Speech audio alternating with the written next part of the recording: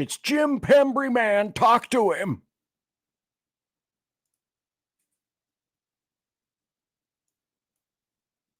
What's the problem, officer? Well, I'm investigating the death of Frederica Bimmel. Bill Randall, 650. Dorothy S. Ma'am, the Axelwide and Peppermint Endurance Company in Bashful Johnny C., home of the grand old conglomeration, Fanny Hill University, and the bathtub of the South. It's 7:30. You're listening to Late Night Radio on the SHR Media Network. Caution, there will be mature themes explored and potentially adult language used. If conservatarian words, phrases, certain concepts, or rhetoric offends you, tune out now. I have come here to chew bubblegum and kick ass. And I'm all out of bubblegum. Freedom is never more than one generation away from extinction. We didn't pass it on to our children in the bloodstream. The only way they can inherit the freedom we have known is if we fight for it, protect it, defend it, and then hand it to them with the well-taught lessons of how they in their lifetime must do the same. And if you and I don't do this, then you and I may well spend our sunset years telling our children and our children's children what it once was like in America when men were free.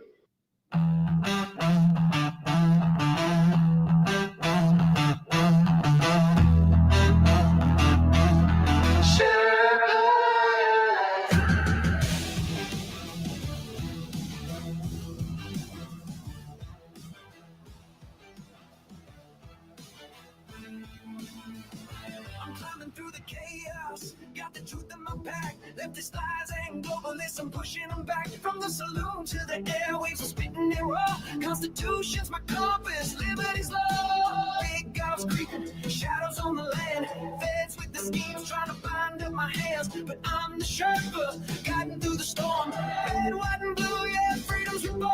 They spin their tails, but I see through the haze. Media maggots lost in the maze. I'm calling it out, no fear in my soul. This patriot's fire ain't losing control.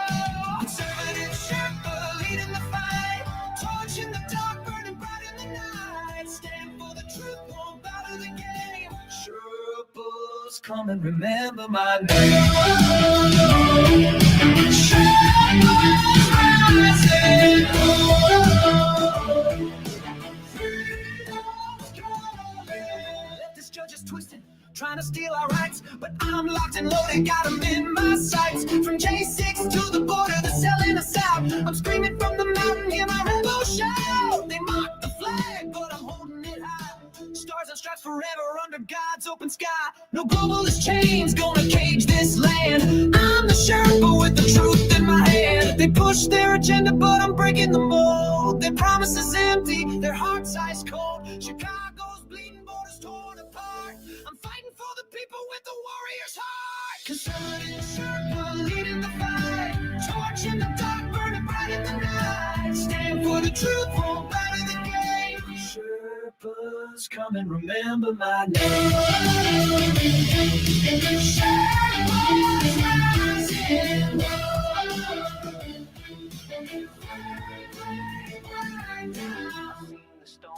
I've walked the line, 41 years, badge on the grind, now I'm on the air. My voice like a blade, cutting through the lies that the traitors made. Hurricanes rage, but we're standing tall. Sheriffs of the Constitution answering the call. From the saloon to the heart of the fray, we're taking back America, no more delay. Conservative Sherpa leading the fight. Torch in the dark, burning bright in the night. Stand for the truth, won't bow to the game. Sherpas, come and remember my name. Sherpas rising.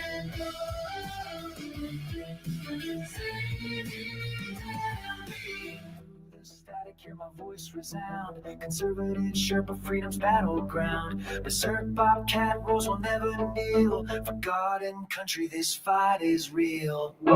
Ladies and gentlemen, boys and girls, children of all ages, welcome to BZ's Berserk Bobcat Saloon.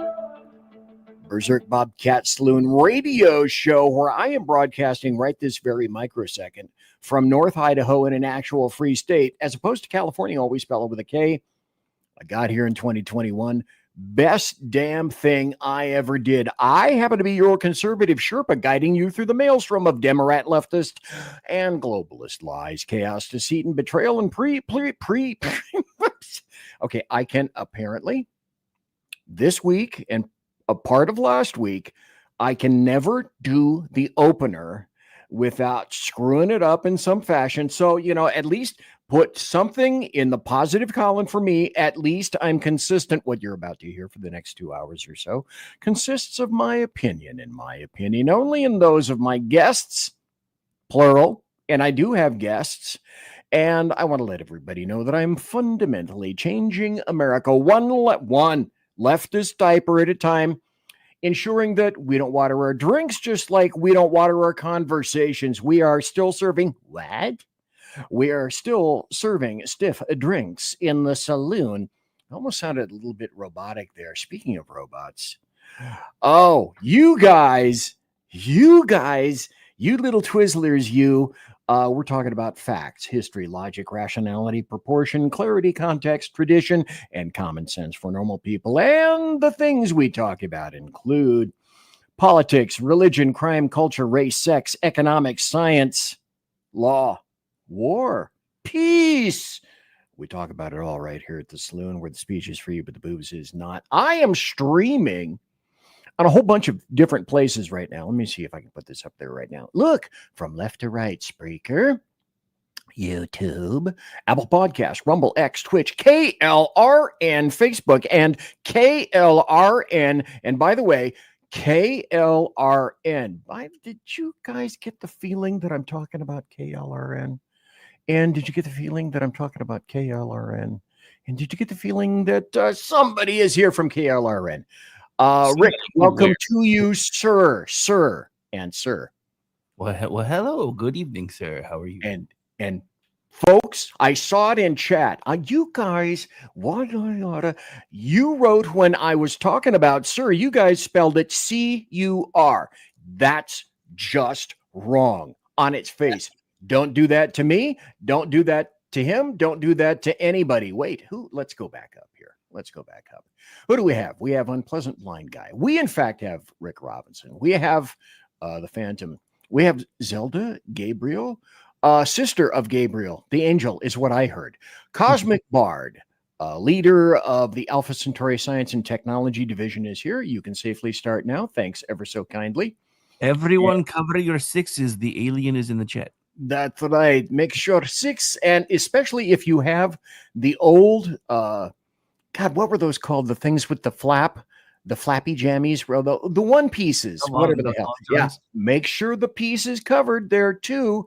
Andrew Young is in here as well, and MRM Mission Ready Men. Welcome to MRM, who has his own show. Zelda says BZ is rocking out too hard. Someone calling amblams. Okay. That's not your fault. That's hers.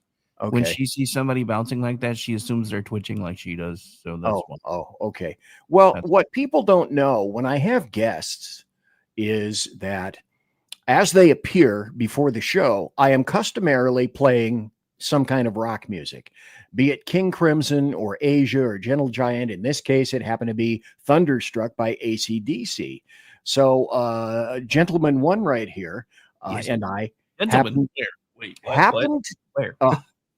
We happen to be rocking out on that, and we're having a great time. So, allegedly, Sean is going to be here when he gets in, and perhaps Earl, Mission Ready Men. Look, we have some more comments. Rick, sir, Rick. Rick, comments. Rick, what the hell, mister? What the hell? Good God. Well, I mean, they were technically calling me a cur, which is also acceptable. Oh, wait. But wait, this just in. Okay, I don't know if that's true, but there it is. It is right there. Okay, the other thing I want to put up, if I can right now, is there was controversy, and I'm telling you, controversy with an aversity before the show even began. and it went down here, and people, if I'm not mistaken, people were making fun of the elderly. So, okay, I put this up as a promo for the show, and I went into great depth as to how I had to create that. It's the only way that I was able to create that. So folks took that and they thought it was funny. Zelda right here says, I like that you just stuck a picture of Rick onto a picture of you and Sean without like any Photoshop or anything. And I said something similar to Photoshop. Oh, you give me way, way, way, way too much credit. And then there was this. Well, Rick, explain where this came from, sir. Well, so what had happened was, because Zelda's one of those people that once she starts talking about something, you just kind of got to take care of it. Otherwise, she just keeps talking about it. So, yeah. But so what I did was, and it's a little grainier than I wanted, but I went into Grok and I originally tried to have Grok redo the entire image. But the only thing it could get right was the blending of the pictures together. So I basically took the original image, put it into a meme generator, took the part that Grok fixed with the picture, and then overlaid them and shrank to fit, which is why it's kind of weird on there because I didn't realize the edges were still weird until I fixed it like the fourth time. So, is it just me or does it seem that Grok gave you a beard? I mean, I have a beard, sir. You do have one, but it seems as though they made you hairier. And then, of course, Zelda says later on, snort, laugh, poor BZ and Sean. I'm sure she means that. Anyway, thanks to everybody for being here. There's 58 people live watching right now at this very moment in time. See, Sean is going to miss the cool stuff. Let me pull this back because, if you're late, well, shamey. In Sean's defense, I think he's fighting off a gypsy curse lately. Oh, okay. Thanks for opening that door, Rick, because oddly enough, I don't know. Should we talk behind his back or should we go j'accuse in French in front of his face? Because that's almost not as much fun as doing that. Well, he's going to mix. My only rule is, are you going to say, if he were here, would you say it to his face? Because as long as the answer to that is yes, you're free to say whatever you'd like, and you can always repeat it later. Okay. Well, let me see if I can go someplace right there. See this screed. You can't read it because it's really, really small, but this screed had something to do with Sean. And I was going to bring that up tonight, but I'm not going to let him read it. Oh, no, I'm going to read it. I walk in the pharmacy, open up the pharmacy. There's this lady standing there with her arms crossed. She goes, "You work here?" I said, "No, I'm just back here stealing some shit. How can I help you?"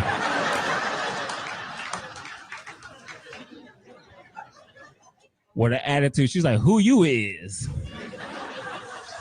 But I had to be professional because I'm the pharmacist. So I said, "Ma'am, I is the pharmacist. How can I help you?" "I'm here to pick up my subscription." Don't tell me we haven't heard that. I said, "So which magazine?"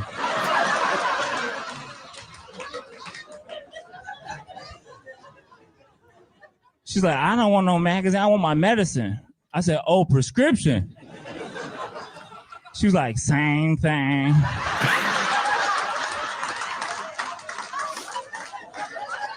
I was like, "Not really."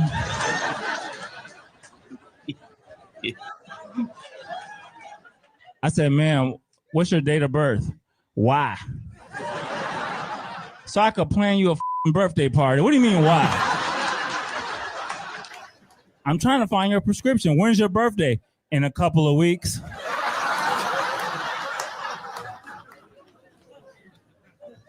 They live amongst us. I said, "Ma'am, forget it. What's your name?" She's like, "Taquasia Brown." I said, "Spell it like the color."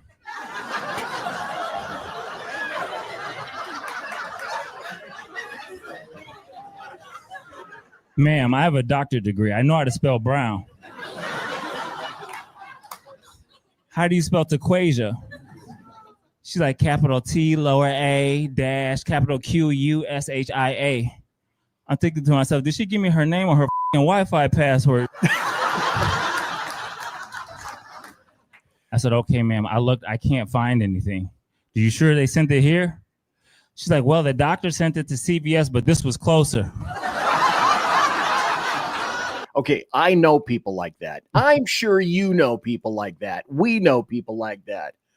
OMG. Yeah.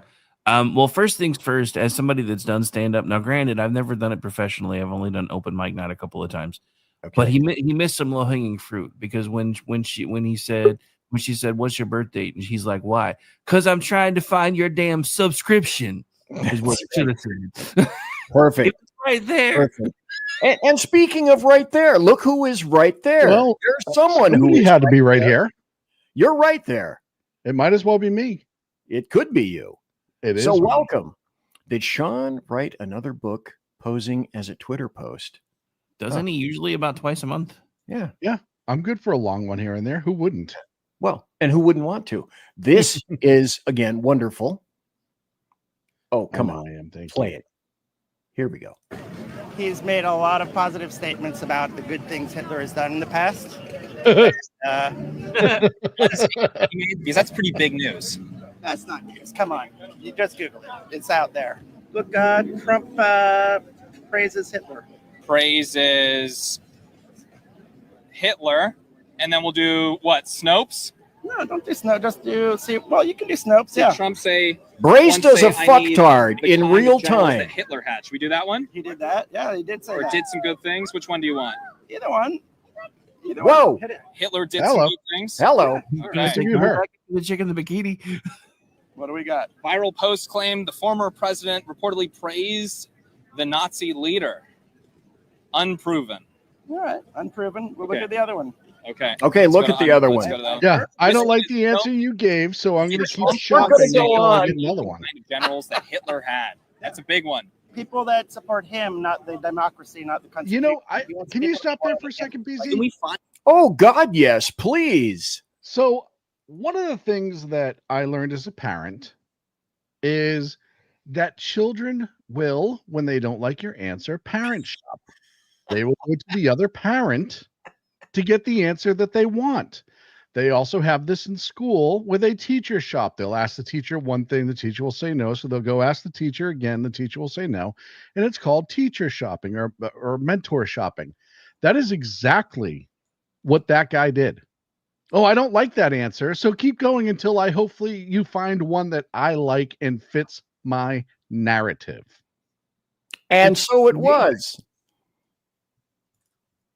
Let's continue. What do I got about 30 seconds left. find this in a video of him saying this, do you think? I imagine. Okay. I mean, I've seen a lot of stuff. That would that- sway a lot of people, I think. I don't think so. You don't think so? People that love Trump don't. Anything that's negative about Trump, they don't believe it. And Okay, this one's unproven as well. all right. All right. All right. Well, shit. Now what do I do? So welcome everybody, one and all. There's a lot of people in chat. I'm the eternal fat guy. Over here we have Rowdy Rick, and also we have Sean Lewis. Now, Rowdy Rick back here is from KLRN. There's Sean Lewis. He's from Edge of Liberty. Rowdy Rick has a lot of shows.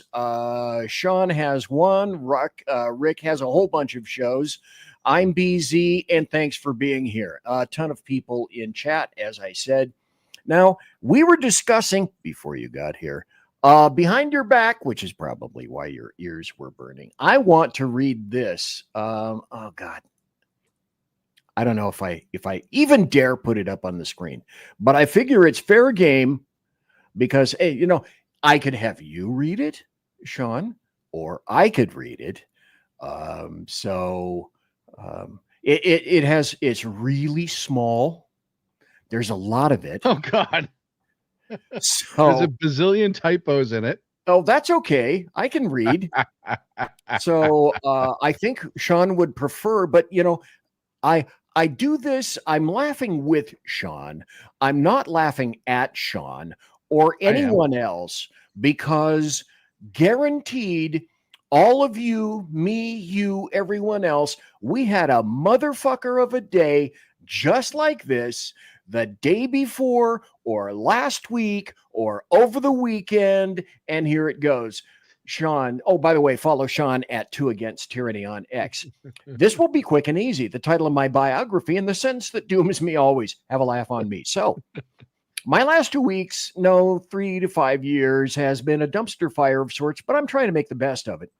Okay, my truck has 141,000 for mileage, and I've done almost all the service and oil changes on it, except for a few large items under warranty. Oil changes, I've done probably 20 to 25 or 30 that were done. I also do the coil packs, plugs, rear diff, brakes, rotors, and shocks. I found out that my drive left rear bearing is gone, and that's the word that it makes, and I just don't have the resources to do it myself, so I scheduled it for tomorrow. Now, if you're going to read the typos, could you at least change it to what it was supposed to say? Because that was the driver's side left rear. Okay. Well, sorry. Damn it, Jim. You know, remember, I was typing in anger. Yeah, well, that's true. But trust me, however, when I say this, you don't want me in your head. Okay. So sometimes anticipating some of this stuff is going to be a little bit difficult.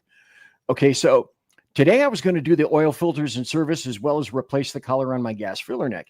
It's old plastic. It's cracked. No problem. 4 screws. 3-star tips, easy peasy, narrative voice. But it would not be so easy. Not at all. Not at all. So I start with the plastic collar of the filler neck. The 4 screw, as they're supposed to be, were pop rivets. Well, why? Because somebody at Ram Engineering hates me. Okay, not big. No biggie. Can't drill the rivets in place. I'll pop the neck off and drill them out, except there's a vent tube. Some EPA filter, electrical for the filter, and those lovely plastic clips that snap when you touch them. Been there, done that, got the broken clips myself. So I decided to pull it down, leave it attached, drill it in place, muck around with all the other stuff. These rivets are smaller than the holes, and the plastic from the old neck crumbles, so they're floating. Stop. Let me ask this. Weren't you afraid of any of that crap falling back into the gas tank, for example? No, I was under the truck, and I had pulled the whole gas tank, gas neck filled down. Oh, so actually it was positioned just fine for that because it was all coming onto my face, including the hot metal bits that I drilled out later.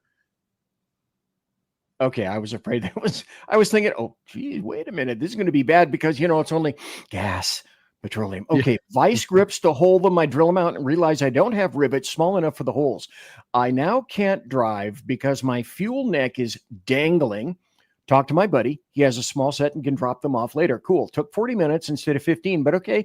I should have stopped when I broke even. So I get to the oil change, put the truck on ramp, set up. Oh, you went all in on this, mister. Setting the truck on ramps. Oh, yeah. I have the whole setup for it. I've done it so many times. Holy crap. This is great. Set up cardboard because the filter is in the worst place and it leads everywhere down the frame and misses the catch can.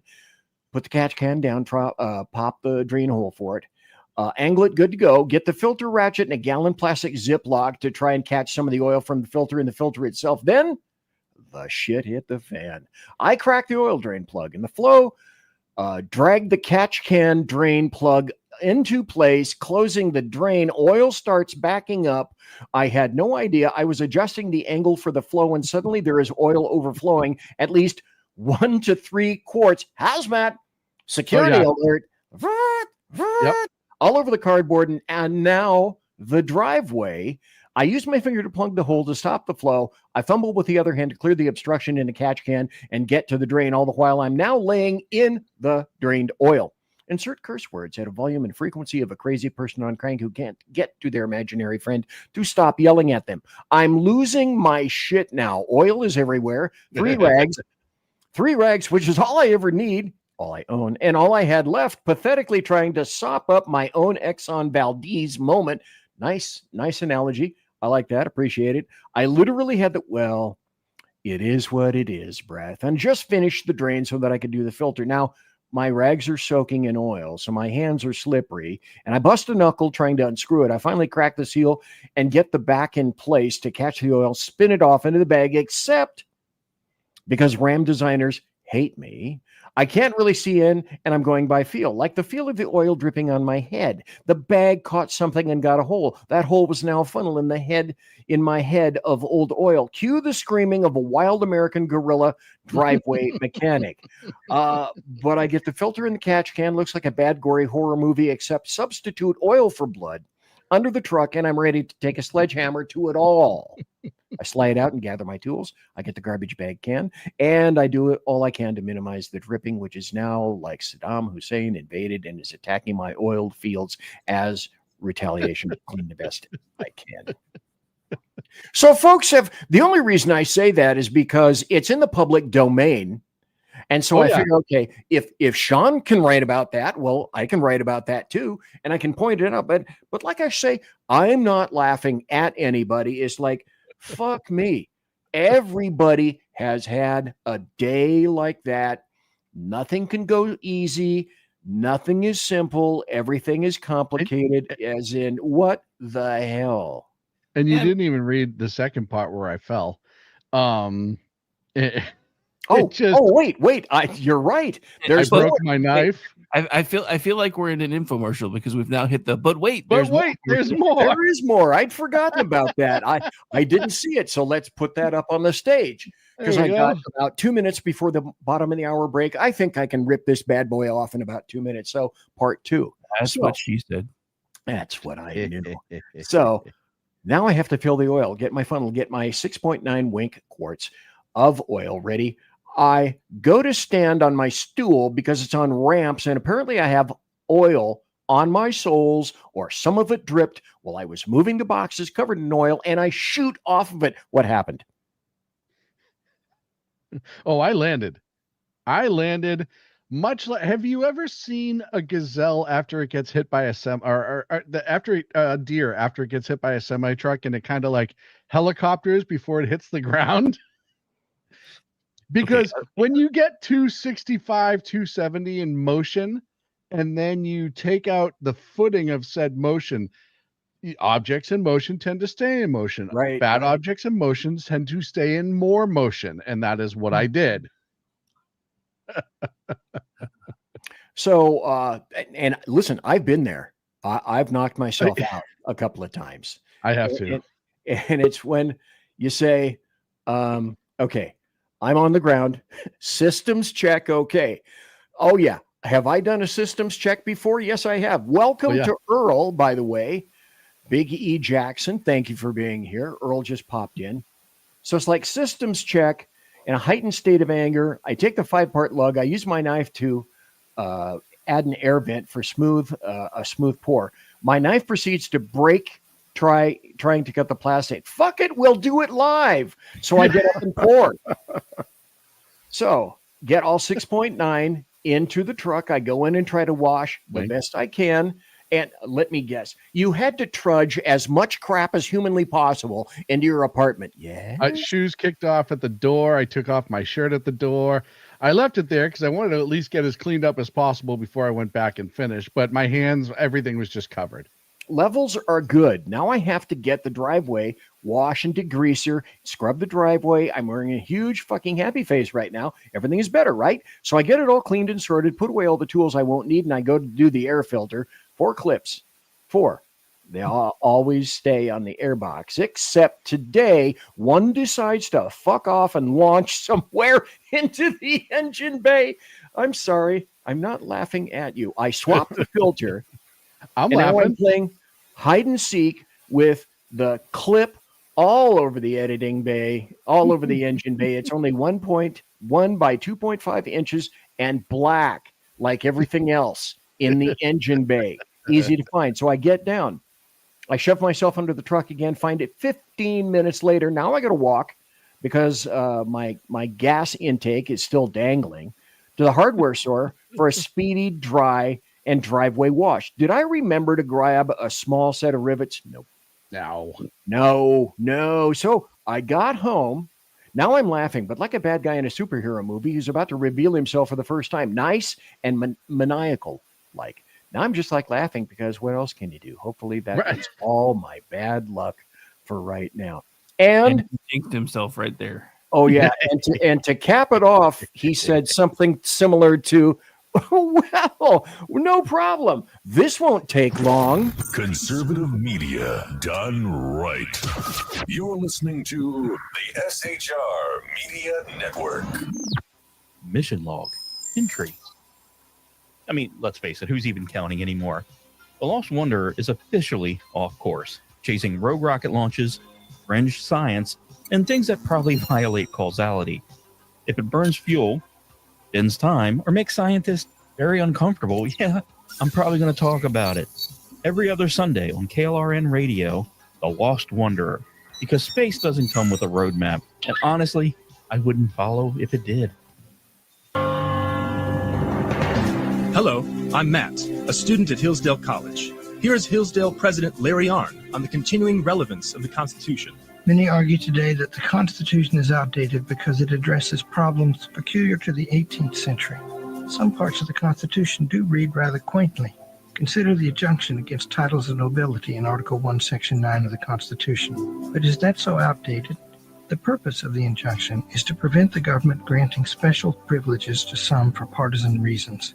This strikes at the heart of the rule of law. The crony capitalism so common today is a place where the government bestows favors and tax dollars on some businesses to give them a leg up over others. This is exactly the kind of thing the Constitution was meant to prohibit. The Constitution is not so outdated after all. This Constitution Minute was brought to you by Hillsdale College. To join the national conversation on the Constitution, go to constitutionminute.com. Hey fellas, are you mission ready? You need to check out Mission Ready Men via Earl Big E Jackson on Tuesdays and Thursdays, 9 a.m. Pacific, 11 a.m. Central, and noon Eastern. It's a show that equips you to navigate our society's challenges from a biblical perspective with courage and conviction. Tune into Mission Ready Men as we examine our culture through the prism of biblical truths, teachings, and how to apply them in our daily lives. Prepare to step up, stand out, and step into your role as a man as ordained by God. That's Mission Ready Men, hosted by Earl Jackson on the SHR Media Network. And get mission ready.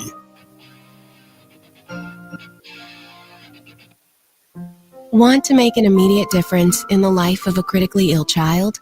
You have the ability to do that right now. Make a donation to Dream Makers for Life, the organization that restores dreams to seriously ill children and their families. You can sponsor a dream pack for a child, which contains a clear PVC backpack, a dry erase board adventure coloring book, a journal, and dry erase markers to inspire a critically ill child to envision a future adventure and hope. Want to become a dream maker for life yourself? Go to dreamforlife.org. That's dreamforlife.org. Help a child. Help a family. There is always hope. You're listening to the SHR Media Network. And I'm back. I'm BZ. Look, there are 4 people here. Let me go through everyone. First, it's the bulbous one right here. Then in numerical order came on, it was Rowdy Rick. And we'll get to everybody here in a second and let everybody tell where they were, what they are, who they are. And Sean is here tonight. And Hi. Also Big E is here. And I watched his show earlier this morning. So let me start at the start. Again, in numerical order. It's not by age or anything like that. Rick, tell everybody a little bit about you, your shows, your station, all that. Go. Guess All it right, will well, be my age. Yeah, but shut up. Anyway, so general manager, KLRN Radio, been doing radio work, live broadcast work for about 17 years now at this point. I've built up my own little fiefdom with a really awesome crew, and we put out about 40 hours a week of content. I am involved in about 80% of it and do a lot of guest spots everywhere else, kind of like right now. And I also write for twitchy.com, misfitspolitics.com, and I also produce podcasts through my production company that is aside from KLRN Radio, including folks like Michael Loftus's podcast, The Loftus Party, which drops on Tuesdays. Nice. And of course, number 2, Sean, what about you, sir? Where can you be found? I can be found every Monday and Wednesday on my show, The Edge of Liberty, 8 p.m. Pacific, 11 on the East Coast, and occasionally making spots on other people's shows when they'll have it. And actually, tomorrow morning, I'm really excited to help somebody tell a story that needs to be told. Anna Giaritelli, who is a reporter for the Washington Examiner, announced this morning, as everybody's focused on DC and the crime issue going on there and what the Trump administration is doing to help counteract that, that she was a victim of a sexual assault back in 2020 in DC. And she just broke her story today. And tomorrow morning, she's going to join me to tell her story. And I'm going to air that tomorrow evening. I'll replay it on YouTube. We're not going to do it live. We're going to do a recorded session. So really excited and thankful for Anna to come tell her story. Okay, and say that once again for people who didn't get it.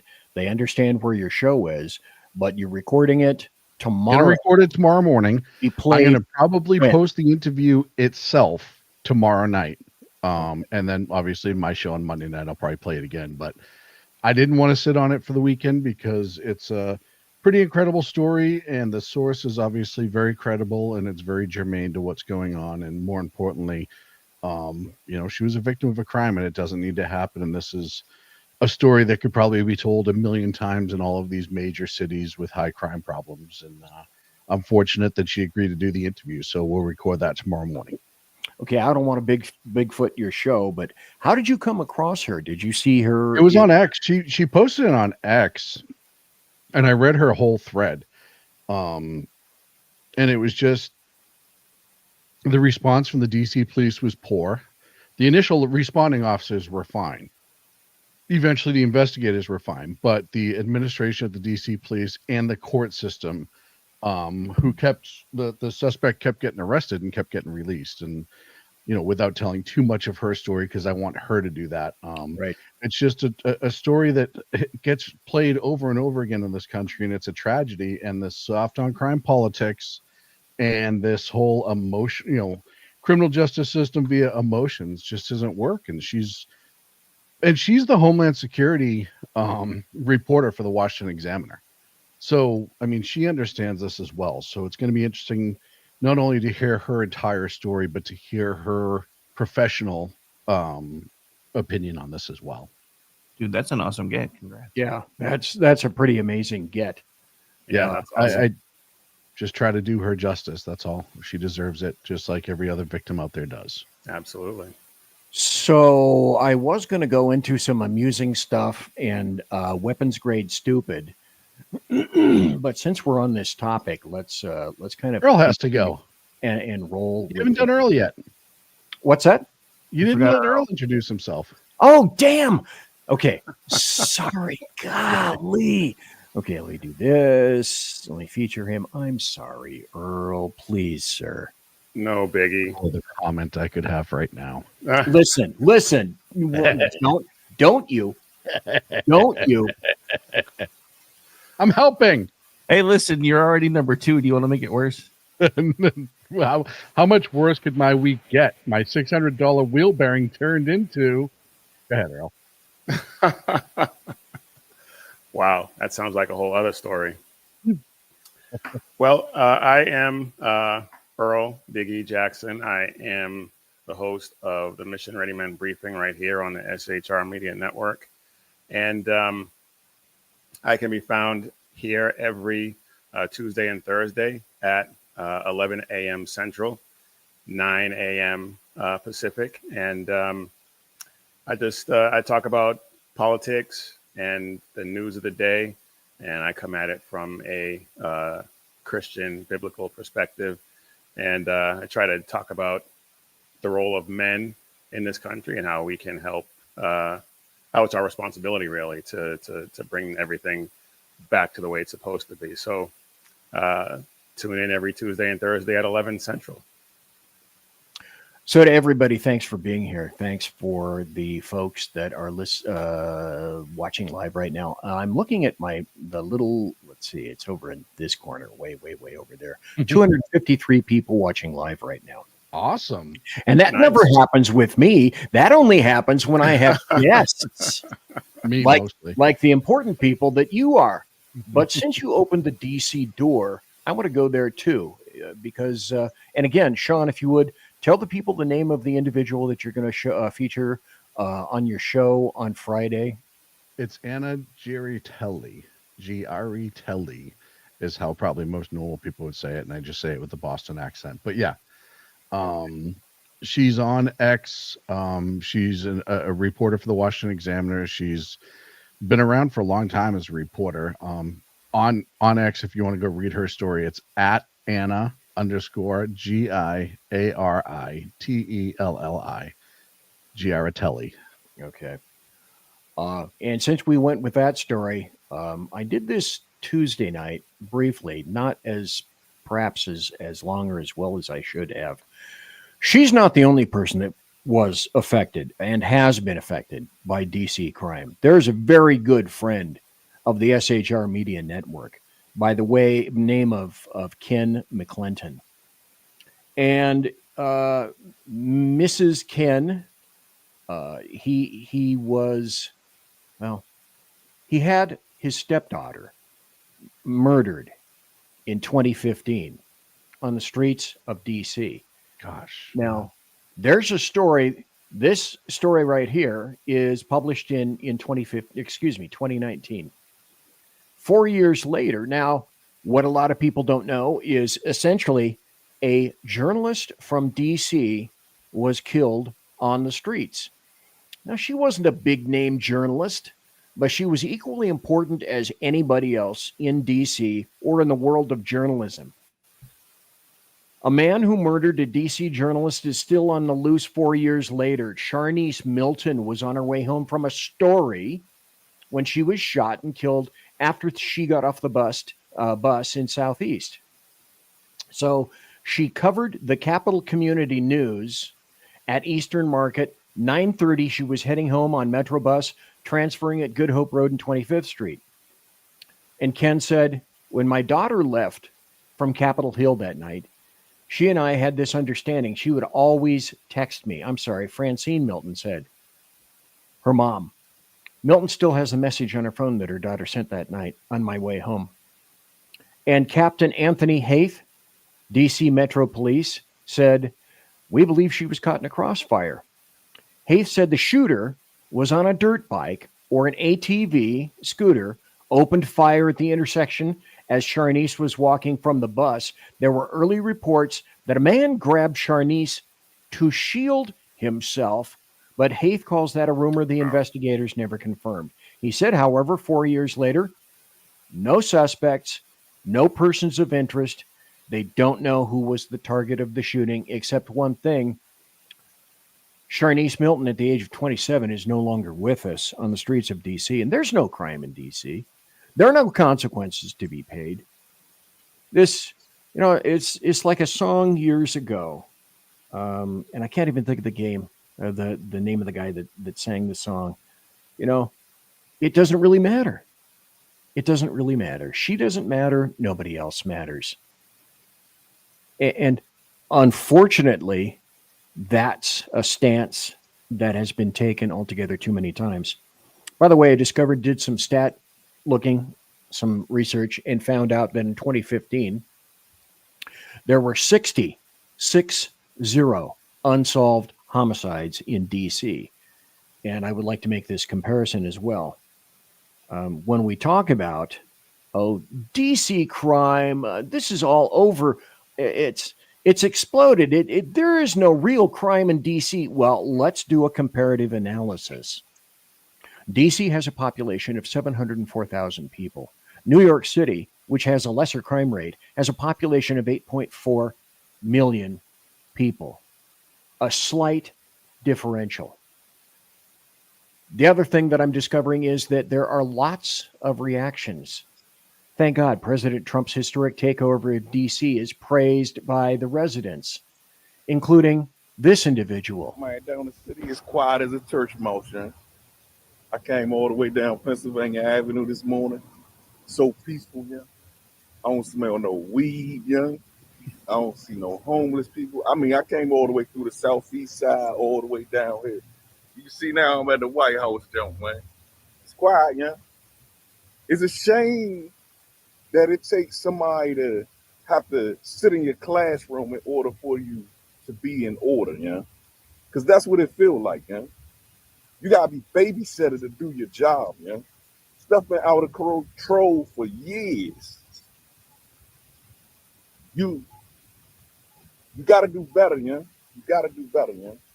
And mainly, young, you got the problems. It's us, man. It's always us giving everybody a bad name, yeah. We'll see how long this lasts, yeah. How many murders was it last night? How many carjackings was it last night? Talk to me. And y'all keep on posting all these data numbers and things of that nature that y'all. Okay, well, let's stop about that. Let's talk about the data and some of the numbers. I'll get back to her in just a moment. The numbers were jury-rigged by a DC Metro captain.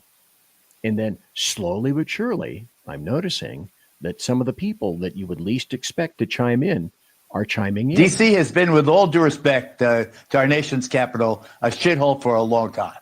You know, it reminds me of the old LaGuardia Airport that became so ghettoized and so grim and dark and melancholy that you get used to it. Remember, these are citizen soldiers, the Guard. In broad strokes, I agree that the military should not be deployed for a law enforcement purpose. But these people, the Guard, the citizen soldiers, are there for a different reason.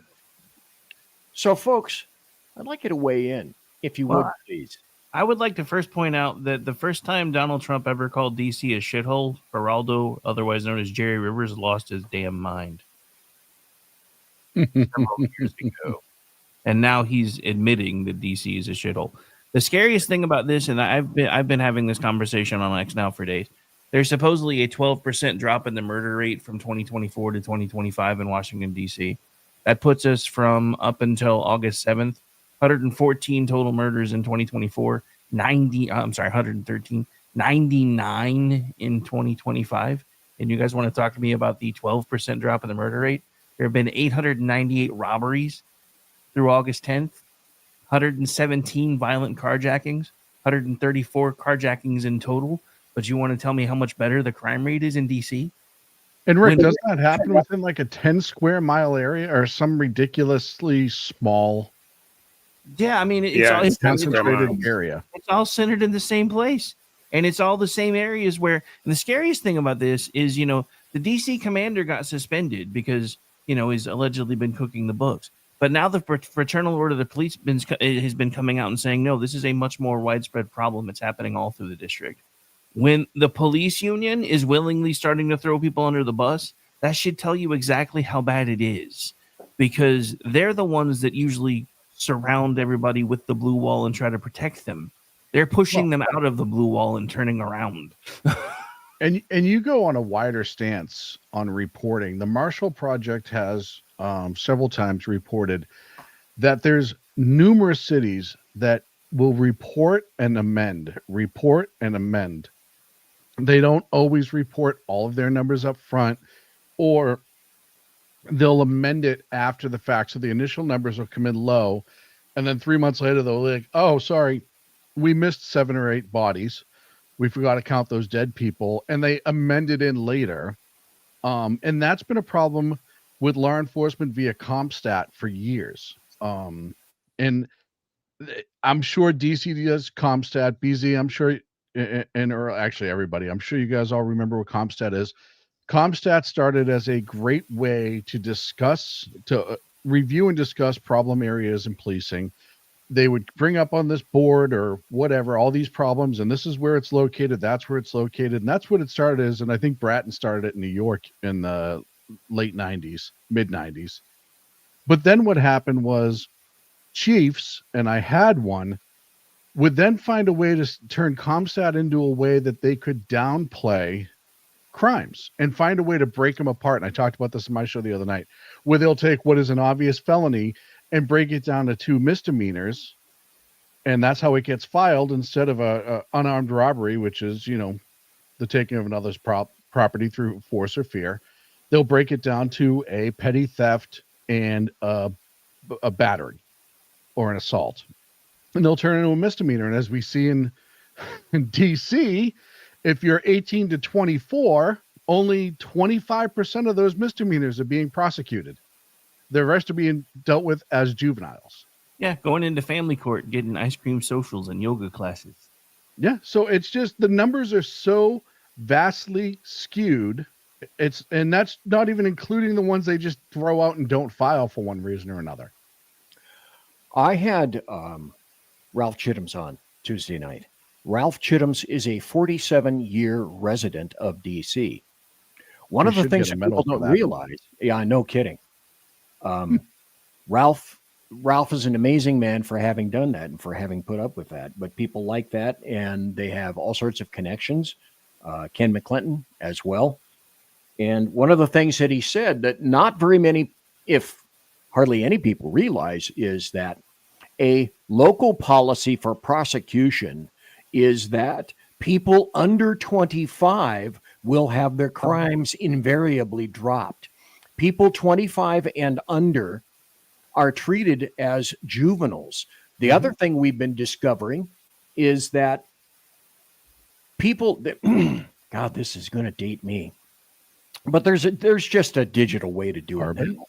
But when I'd fill out a crime report on a particular crime, on the flip side of the back sheet of the sheet was, yeah, go ahead and laugh, paper. Yeah, I know. Fine. But on the back sheet of the face page of whatever crime you reported on was the UCR, Universal Crime Report, and you entered information into that, and the information that you entered about that particular crime went right to the FBI. I have to ask, BZ. Okay. Did you have the Rolodex with all the breakdowns? Because it was normalized on the federal level. They all had the same. This equaled, what was it? And I think it was decimal system, right? Like a 2.176 point blah blah blah. And then it would actually be what the crime was. So there was a giant Rolodex that you used to have that you'd have to go through and find what your local crime was and what it got reported as in the UCR. Well, the only thing that I could tell you is we would code the back, but the people that were out on the street in patrol, like myself at that time, were not the individuals that took that information and translated it by the Rolodex, so to speak, over. And then that's how the information got sent to the FBI. But what DC has been doing and has been caught at is the FBI does not take felony assault stats. Oh, now they will if it's a knife or a gun. But the statistics have been skewed on this so that they're coded as a felony assault, not with a gun or a knife involved. And you can see where that goes on up to the FBI. So, this is, I made mention of this. When you move the flagpoles or the goalposts, rather, it's really easy to change the score. It is. Do you guys remember the HBO series, The Wire? Oh, God. Yeah. 2002. Andre Brower. Oh, God. Well, that was Homicide. Oh, that was Homicide. You're right. Yeah, that was the NBC TV series, Homicide. Don Pierce and or Wendell Pierce and a whole bunch of other people were in The Wire. It was a series on HBO, probably there for about 4 or 5 years. Well, there was a guy when I was in Homicide that wrote a book about Baltimore homicide called Homicide. And the guy's name was David Simon. David Simon was integral in starting the NBC series Homicide, but he also started The Wire. Back in 2002, even back in 2002, they were talking about, one of the characters was talking about Baltimore CompStat and the fact that the figures were skewed even back then because the precincts and the commanders and the ward commanders didn't want their stats to go up. So it was common knowledge from the line to the top that the books were cooked even back in 2002. In 2025, nothing has changed. And you think about it, you have all of these district chiefs or area chiefs who are trying to get promoted at some point. And what's the way to do that? Crime is down in my district. I've been doing what I'm supposed to do. Promote me during the next opening. It became like I said, it changed from what it was supposed to be to, hey, we can use this to find problematic areas through statistics and actually get in there and start dealing with it. And it changed to, hey, how can I use this to make me look better as a chief or a district chief? And how can we dull it down so it doesn't look as bad? You know, when I realized how bad it had gotten was when shows like Blue Bloods started proving the point that they were basically cooking the books to try to get promotions. Mm-hmm. Yeah. I'm like, okay. That's so how public it was. if they're starting to talk about this on regular TV, this is them trying to let people know what's really going on.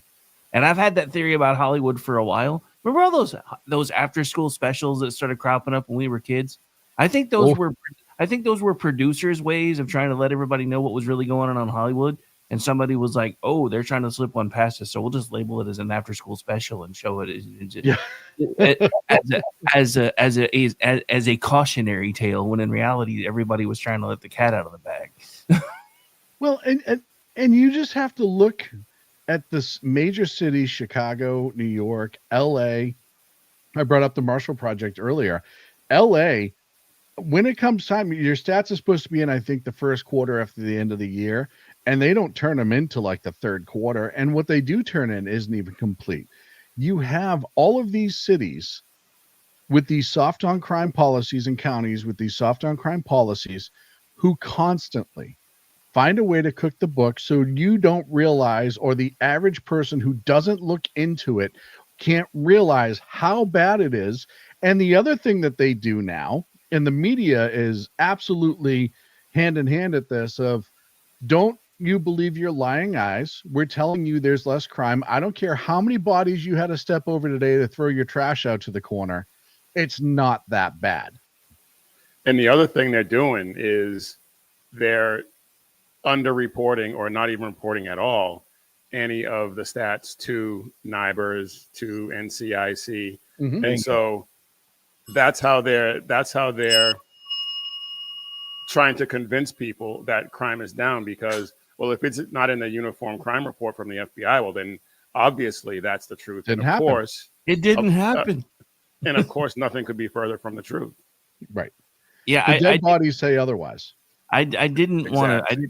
I didn't want to make everybody listen to it, but my favorite thing of the last few days was listening to Mika Brzezinski get caught on a hot mic and saying, "Damn it, he's made us root for crime."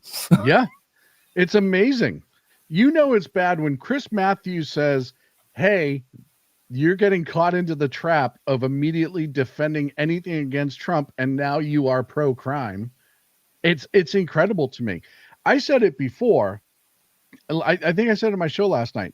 If you make pretend crimes are bills that the city has, and I mean like you owe this amount of money to this amount of actual bills that you would get like in the mail, and you're underwater, you can't pay your bills, and then somebody shows up and says, "Hey, I have all this extra money I'm going to throw at you, and now you can pay all your bills." Are you going to turn around and say, "Well, I don't want your fucking money because you're orange"? No, you can turn around and say, "Yes, please, thank you for helping us out." It's the same thing. And the worst part is this is just a political football because it's Trump doing it. If this was Obama, as BZ played the other night, like he did in Baltimore, who is sending in the National Guard and the federal cops into DC, which he has, you'll notice they're not suing to get him to stop. They've all accepted that legally he can do it. There's nothing they can do to change that.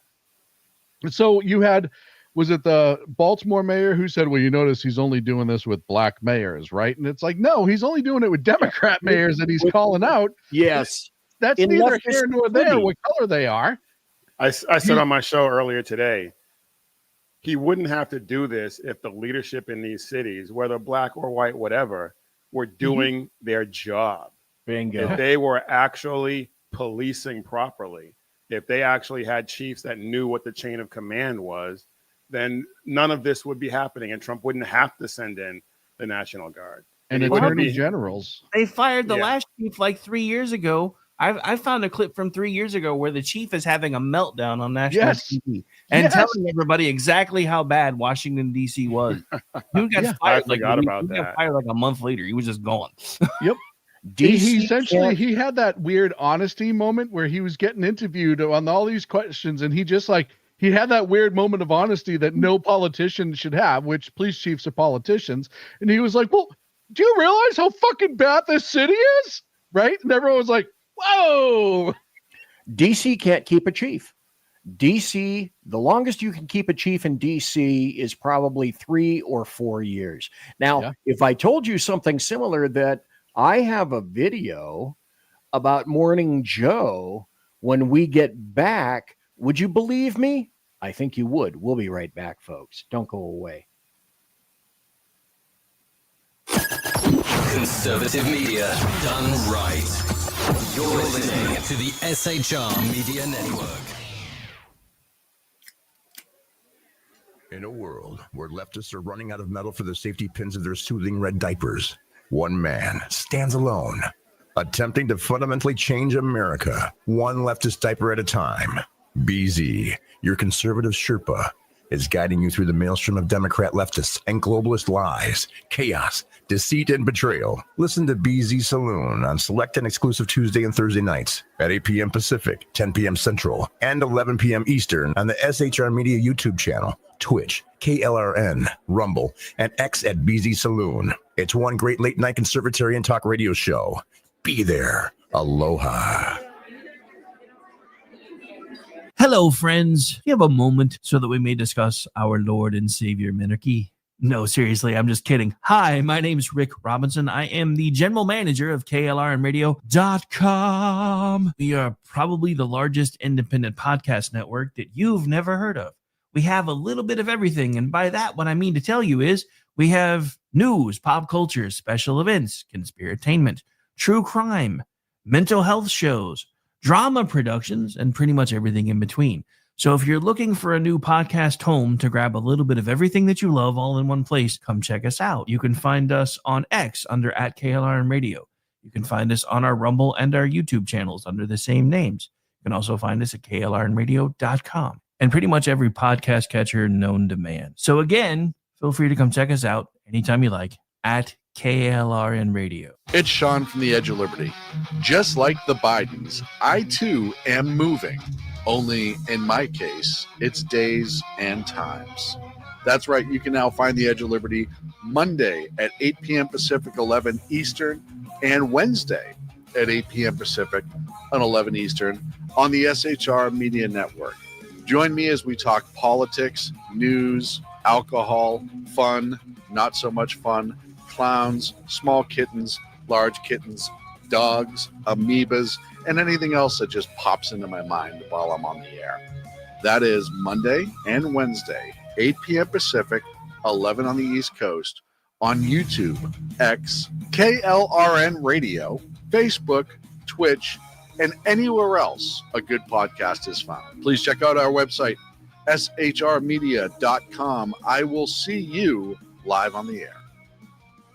Attention, all patriotic women of faith. Yep, I'm talking to you, sis. Are you looking for high-quality, super soft apparel that reflects your love for country and your devotion to God? Look no further than Carry Girl Gear. Picture this. You rocking a tee so soft it's like being hugged by a cloud, all while showing off your love for God and country.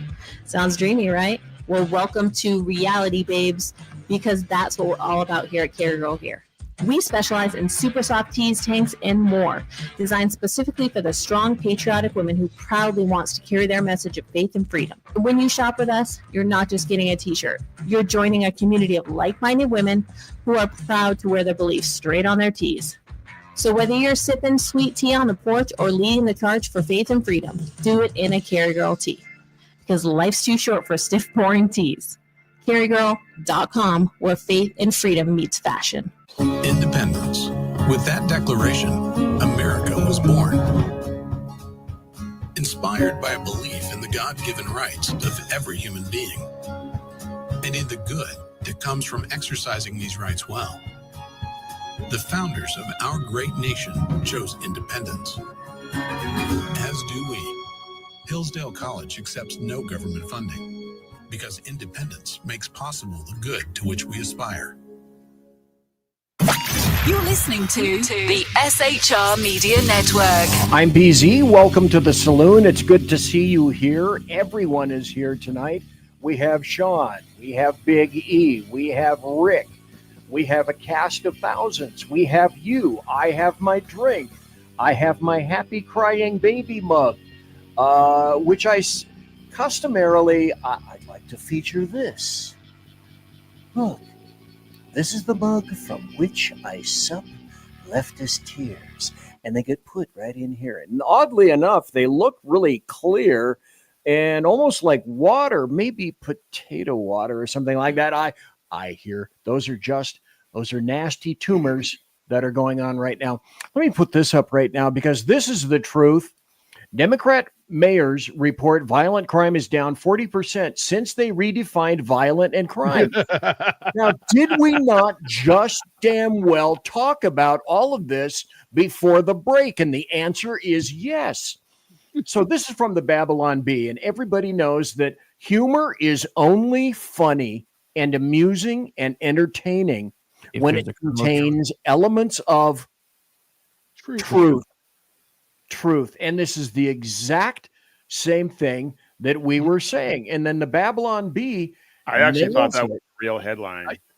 I was going to say, one of those if you had put any other news organization over that, I could 100% see that being realistic. It's amazing to me.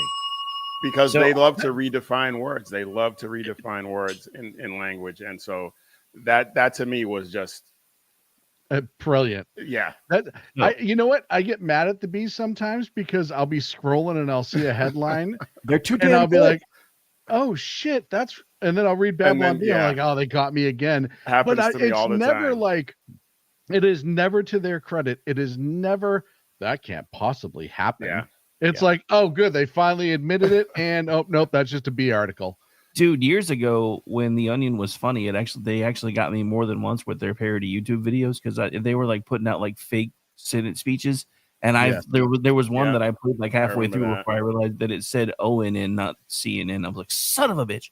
But I'd like to back up for just a second because when BZ did the promo for his mug and he started talking about the baby sipping mug, something about the cadence, the way he said it, put the puppy baby monkey commercial in my head. I don't know. Remember the Super Bowl commercial from like 3-4 years ago? Yes, I know exactly which one you're talking about. So I had to share the pain, which is why we backed up, because since it was in my head, I had to put it in everybody else's. I will tell you, The Onion back before it went woke was absolutely hysterical. Before they even did video, when they just did their writing, they used to have all these ridiculous things like a newspaper, right? One of my favorite segments was Ask a Navy SEAL. And it was supposed to be like Ask Aunt Peg or ask, one of those famous authors that would write a response. And so it'd be like, Dear Navy SEAL, my husband has been really distant today, or lately. It's been our 10th anniversary and the kids have been a real struggle. What's a good way for me to spice up our relationship? And every single time the quote unquote Navy SEAL's response was just how to kill somebody. It had nothing to do with what the question was. It's like, well, I find the best way would be to sneak up on somebody on a very sharp serrated blade where you slide it across, make sure you press against the larynx. It's quite rubbery. And it would just be this long in-depth, and it was brilliant. I used to laugh like hell at that. Look what I found. I might just chill tonight. Puppy monkey baby. Puppy monkey baby. Puppy monkey baby. Puppy monkey baby. What the hell? That is puppy monkey baby. It's so ridiculous. Puppy monkey baby. Puppy monkey baby. I've never seen this. It's back in a simpler time. Wow. Oh my God. I never saw that. Okay. I consider myself entertained right now at this point. Yeah, I'd never seen that either. Wow. Oh God. Okay. Well, I got to put this up because I said I would. Just like people say, okay, Democrats, they've been shoved into the corner how we have to support crime. This was Morning Joe. The answer to this problem for Democrats is not, oh, everything's okay. There's nothing to see here. But that's what they're saying. It's okay. There's nothing to see here. Move along, move along. Oh, Washington has dropped 24% or whatever in crime. Well, let me give you some other numbers. The Washington Post took. Okay, stop. Let me ask everybody at this point right now. Why are they doing this when everyone else is doing the opposite? Why is MSNBC and Morning Joe doing this? And if you even look at the title there, increased police presence, and not just like Trump invades DC or Trump uses police to, whatever, the ridiculousness that they always put up there, civil rights violation in DC, blah, blah, blah, blah, blah, right? They're doing this because they know it's so obvious that the left is on the wrong side of history here, and they just can't not do it. Either that or the DNC said to them, we need to get the message out that we need to change our stance on this pretty quickly. You're half right, but there's a simpler answer. Comcast has spun off all of their news properties, so they're now fighting for their lives. Yeah, that's very true as well. Oh my! I had forgotten about that. Yeah. Yes. Oh my gosh! But I think Sean's right though. It is such a blatantly obvious thing that if they said anything else, if they were CNN, if they were, well, we know Rachel Maddow's on the same network, but if they were to try and back Muriel Bowser and all these people who are saying crime is down and there's move along, nothing to see here, they would be looked at as just total clowns, even more so than they already are. There's a little bit more to it too, though, because remember, 8-9 years ago, that worked. They did it all the time. Remember, there was the dude on the news with cars and buildings burning behind him, talking about mostly peaceful protest. I have the T-shirt, and everybody bought it because they were still primarily the gatekeepers on information 8 to 9 years ago. They are not. The dam is broken. People are getting their news from multiple sources now, which is why everybody's starting to spin off their news properties. Because if you pay attention to pop culture and news information for Hollywood and everything else as well, regular TV is starting to die, and they know it. You know how I know? The easiest way to tell is because Paramount Plus, which was just bought out by Skydance, just bought the rights to UFC. Where the sports goes, TV that's goes. right. Yeah. The merger. Yes, completely. Well, let's continue with this because I have a follow-up to this as well. Go. Took a poll in late April, early May. 91% of Washington residents say crime is a problem. 91%. 51%, it is an extremely serious problem. Okay. Do you not ask yourselves, as I do frequently, how much does this grate to have the words come out of their mouths like this, the exact opposite of what they internally believe? And look at, for example, look at Mika next to Joe. Look at the crossed arms. She's not very fucking happy right now. And John Heilman, we've had people before put this in racial terms. And this is, I must say, this is one thing that I think Democrats have gotten so wrong about crime. So wrong about crime. Let me just read the Washington Post here. There are stark divides. These must be such sour, bitter words to have to speak on air. This isn't just a now thing. Not necessarily. I would like to interject something because something occurred to me the other day when we found out about the Baileys, the constituent that Schumer has invented in his head and has been spouting off about 30 years. Let me explain to you my take on this. One, he's batshit crazy. So let's just leave that there. But here's the other thing. This was his way to get out in front of the cameras and be able to tell everybody exactly what he believes while wrapping somebody else's name around it to avoid all the ire of the crazy leftists. So the reason you're seeing some of them that are finally coming out and saying this stuff, including the news desk from ABC that was talking about the other day about, hey, 2 years ago I had my car stolen right out in front of the bureau. This happened 2 weeks ago to somebody else, is because they're finally getting cover to be able to tell people the truth again, because they've been under lock and key. If anybody's ever watched Babylon 5, remember the last couple of episodes before it went nuts with season 5, and the news people were like, we're so sorry, we've been gone for so long because they made us say these things to you. This is what's happening. People are starting to tell the truth again because they don't have a choice, not necessarily because they want to, which is why you've got Sourpuss still over there going like this, but because they don't have a choice, because if they don't, their jobs are going to go away now. Well, first and foremost, one of my favorite things is Chuck Schumer having to invent his own George Glass. If anyone ever saw the Brady Bunch back in the day, you'll know who that is. Oh my God! You know the Baileys. You wouldn't meet them. They live in the Niagara Falls area. It's incredible. But the other thing you have to remember, one of Trump's promises going into this campaign is that he was going to deal with crime in this country that has been ignored for years, and that is a truth. That is. Crime, we saw the soft on crime push. We saw all the Soros DAs. We saw everything being excused, nobody being held accountable, yada, yada, yada. Crime was a major issue going into this last election for the American people. By and large, it polled, I want to say it was third behind the border and the economy. That's pretty intense, right? And they know that. And if their biggest fear is to be on the wrong side of history, because it'll get played back now. They're starting to learn the internet is forever, and people can pull up what they said 3 months ago and they can't deny saying it. If Trump is successful and all of a sudden he can turn DC around, right? It's not going to be 30 days. It's not going to be 60 days. It's going to be a while.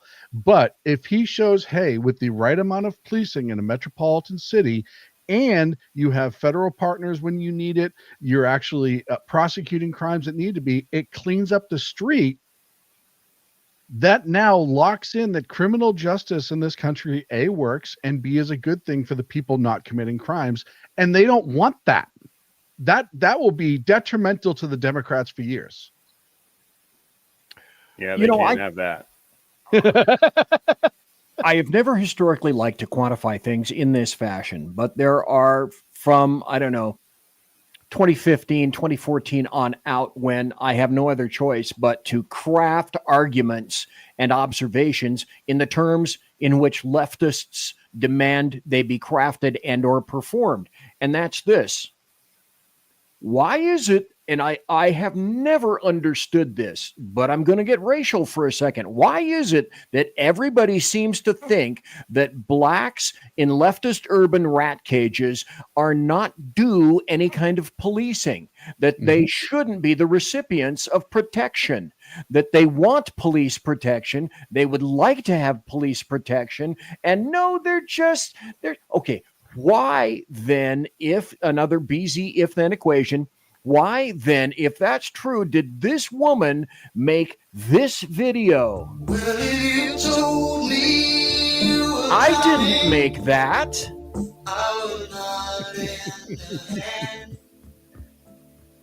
I got a simple answer. She's happy.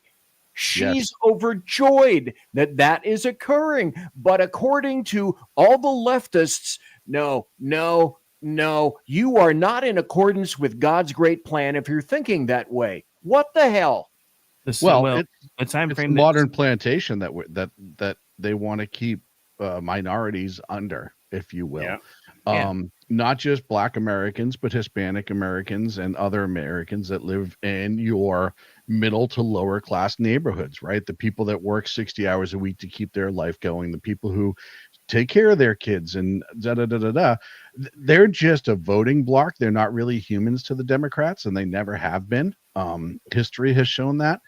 You see what the Democrats use illegals for today, right? They don't give a shit what happens to illegal aliens. They just want the vote that's going to come from it, and they want to be able to raise money off of them. It's a tool. The same thing with these inner cities where you have high crime and a lot of, look, statistically, we know nobody kills more black people than other black people, right? That's a statistic. That's not up for question. That's a sad reality.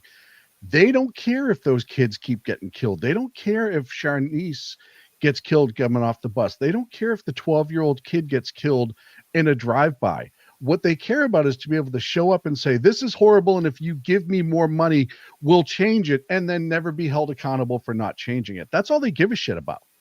And then using our screwed up education system to enter into evidence things like the bogus 1619 project, which basically was all policing was rooted in slave chasing. I mean, so that's the other reason why you have all these leftist leaders that are like, oh, the police are terrible, because they've bought into that stuff, because our education system is terrible. When the education nationwide system is absolutely atrocious. My wife and I watch these. I'm sorry to cut you off. Go ahead. No, I was going to say, in Oklahoma, up until recently, the average reading age in my entire state was 4th grade. And I used to work for the Department of Human Services on contract through the University of Oklahoma. And they kept doing surveys with us. What can we do to make your job easier? How about we stop sending letters out that sound like they were written by attorneys, since nobody in the state can fucking read them without an attorney? How about that? Sad but true. The education system is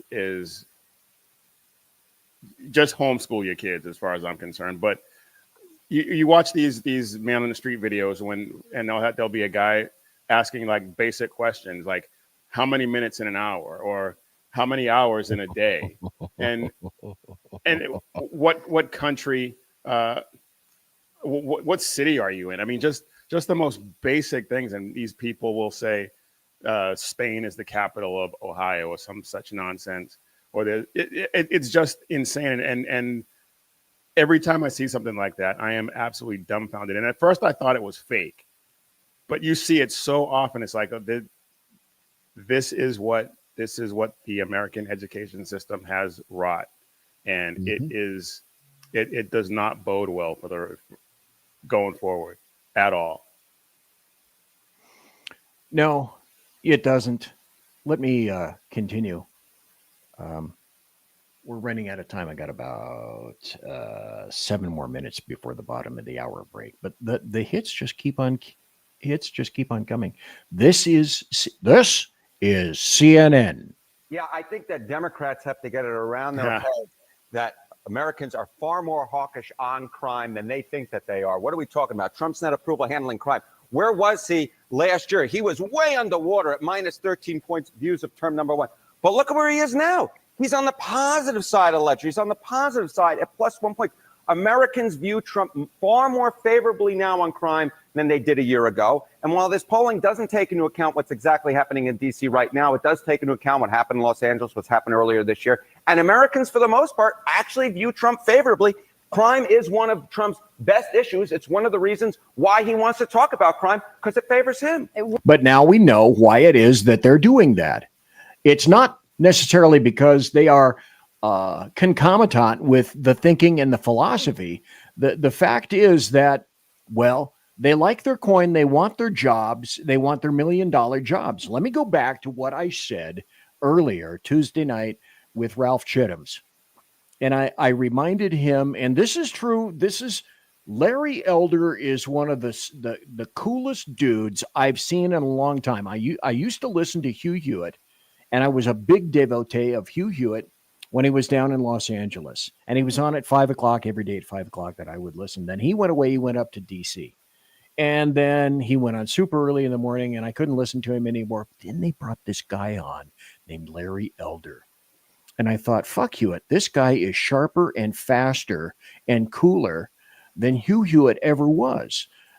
Sean, we spoke to Larry Elder.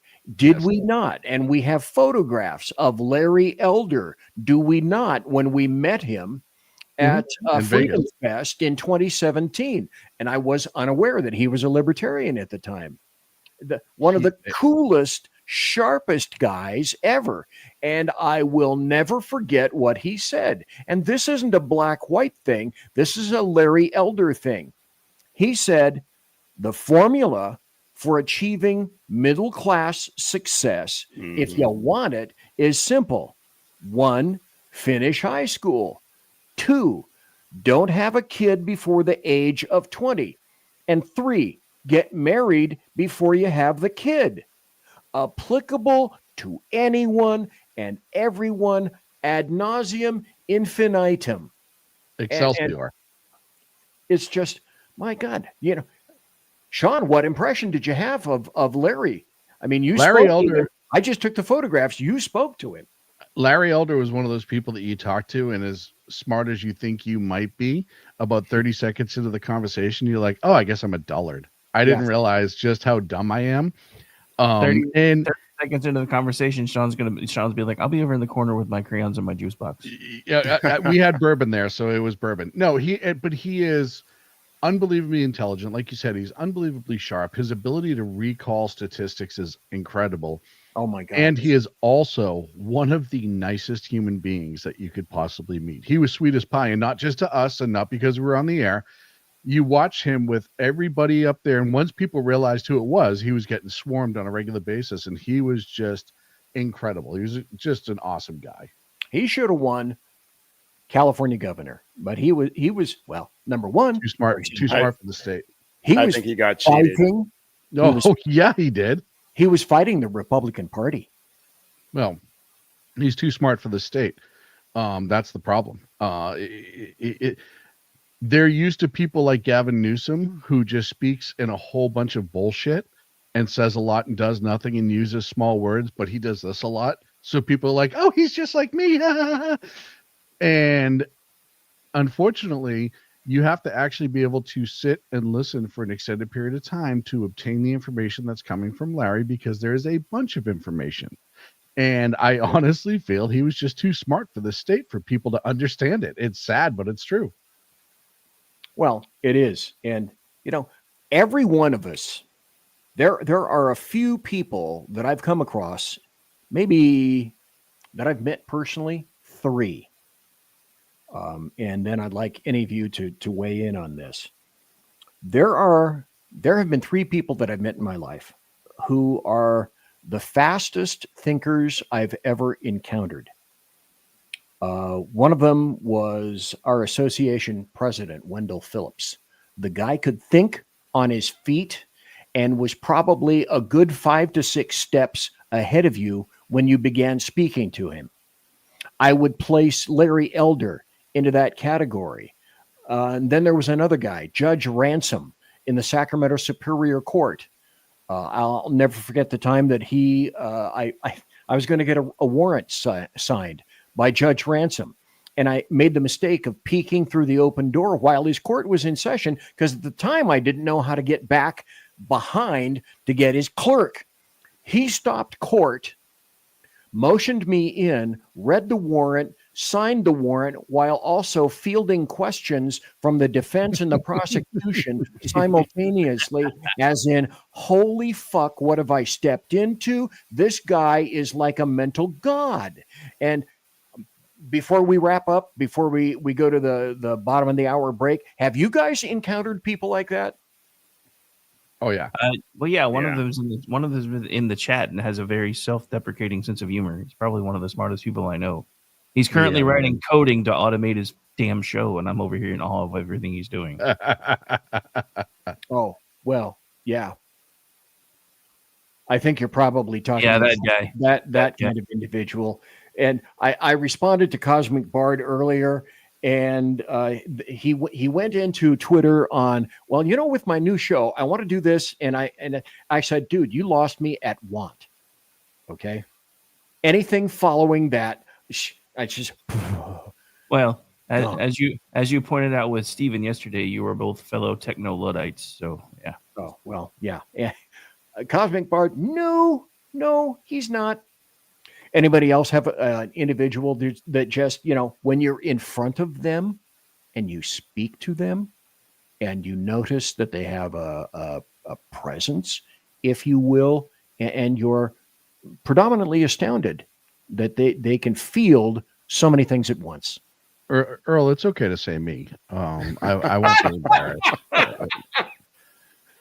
Well, so you want him to lie on the air? It's recorded. Well, one of the first people that comes to my mind for me is my dad. My dad is a Harvard educated lawyer, preacher. How cool. And whenever I talk to him, I learn something, and I just know that he is, without a doubt, and I've had other people tell me this as well, that he's one of the smartest people they've ever met. And I have to agree. That's absolutely astounding. I'm BZ. These are a bunch of people. We'll be right back. Conservative media done right. You're listening to the SHR Media Network. Listen in to the Reaver of Common Sense, where we cut through the noise of news and politics with a show equipped for bombast. Tune in Mondays and Fridays at 9 p.m. Eastern, 8 p.m. Central, and 6 p.m. Pacific, featuring a refreshing dose of reality. Jersey Joe fearlessly tackles the tough topics with no nonsense. Just pure common sense. Visit shrmedia.com, where you can hear the Reaver of Common Sense in action. He may not always be polite. He may not always be refined. But one thing's for sure. He always tells it like it is. Are you looking for a way to boldly express your faith and love for your country? Then check out Seven Armors, the premier apparel company for patriotic men of God, where faith meets freedom in style. Our t-shirts are more than just clothing, they're statements. Bold, stylish, and meaningful. From timeless messages to modern designs, we've got something for every patriotic man of God. Wear your beliefs proudly with Seven Armors gear. Don't miss the chance to wear your faith and freedom on your sleeve. Visit 7armors.com today and join the movement. That's the number 7armors.com. 7armors.com. Faithful, vigilant, steadfast, passion. Are you looking for bold, honest conversation about the issues shaping America? Well, let me welcome you to Unleashed 101 with Jeremy Hansen, where we take you beyond the headlines. We dive into politics and culture, the struggles of everyday life. It's raw, real, and unfiltered. If you're ready for truth with a punch, pull up a chair and join us. That's right, Unleashed 101, where real talk feels like home. Find us at unleashed101.com, Spotify, Apple Podcasts, iHeartRadio, and more. We look forward to seeing you. Unleashed 101 with Jeremy Hansen.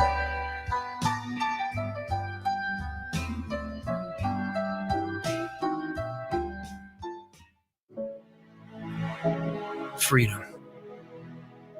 One nation in all of human history was built on that bedrock.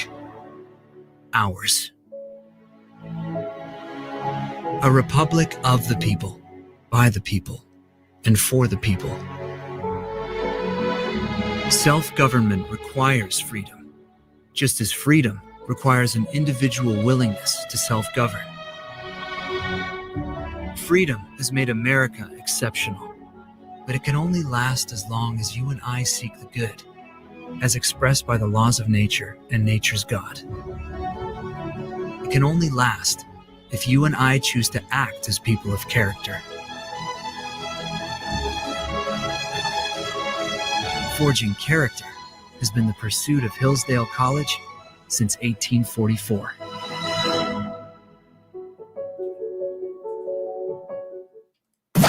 You're listening to the SHR Media Network. The final half hour of the show tonight, we have Sean, we have Earl, we have Rick, we have a classic baseball team right here of winners who are going to kick the...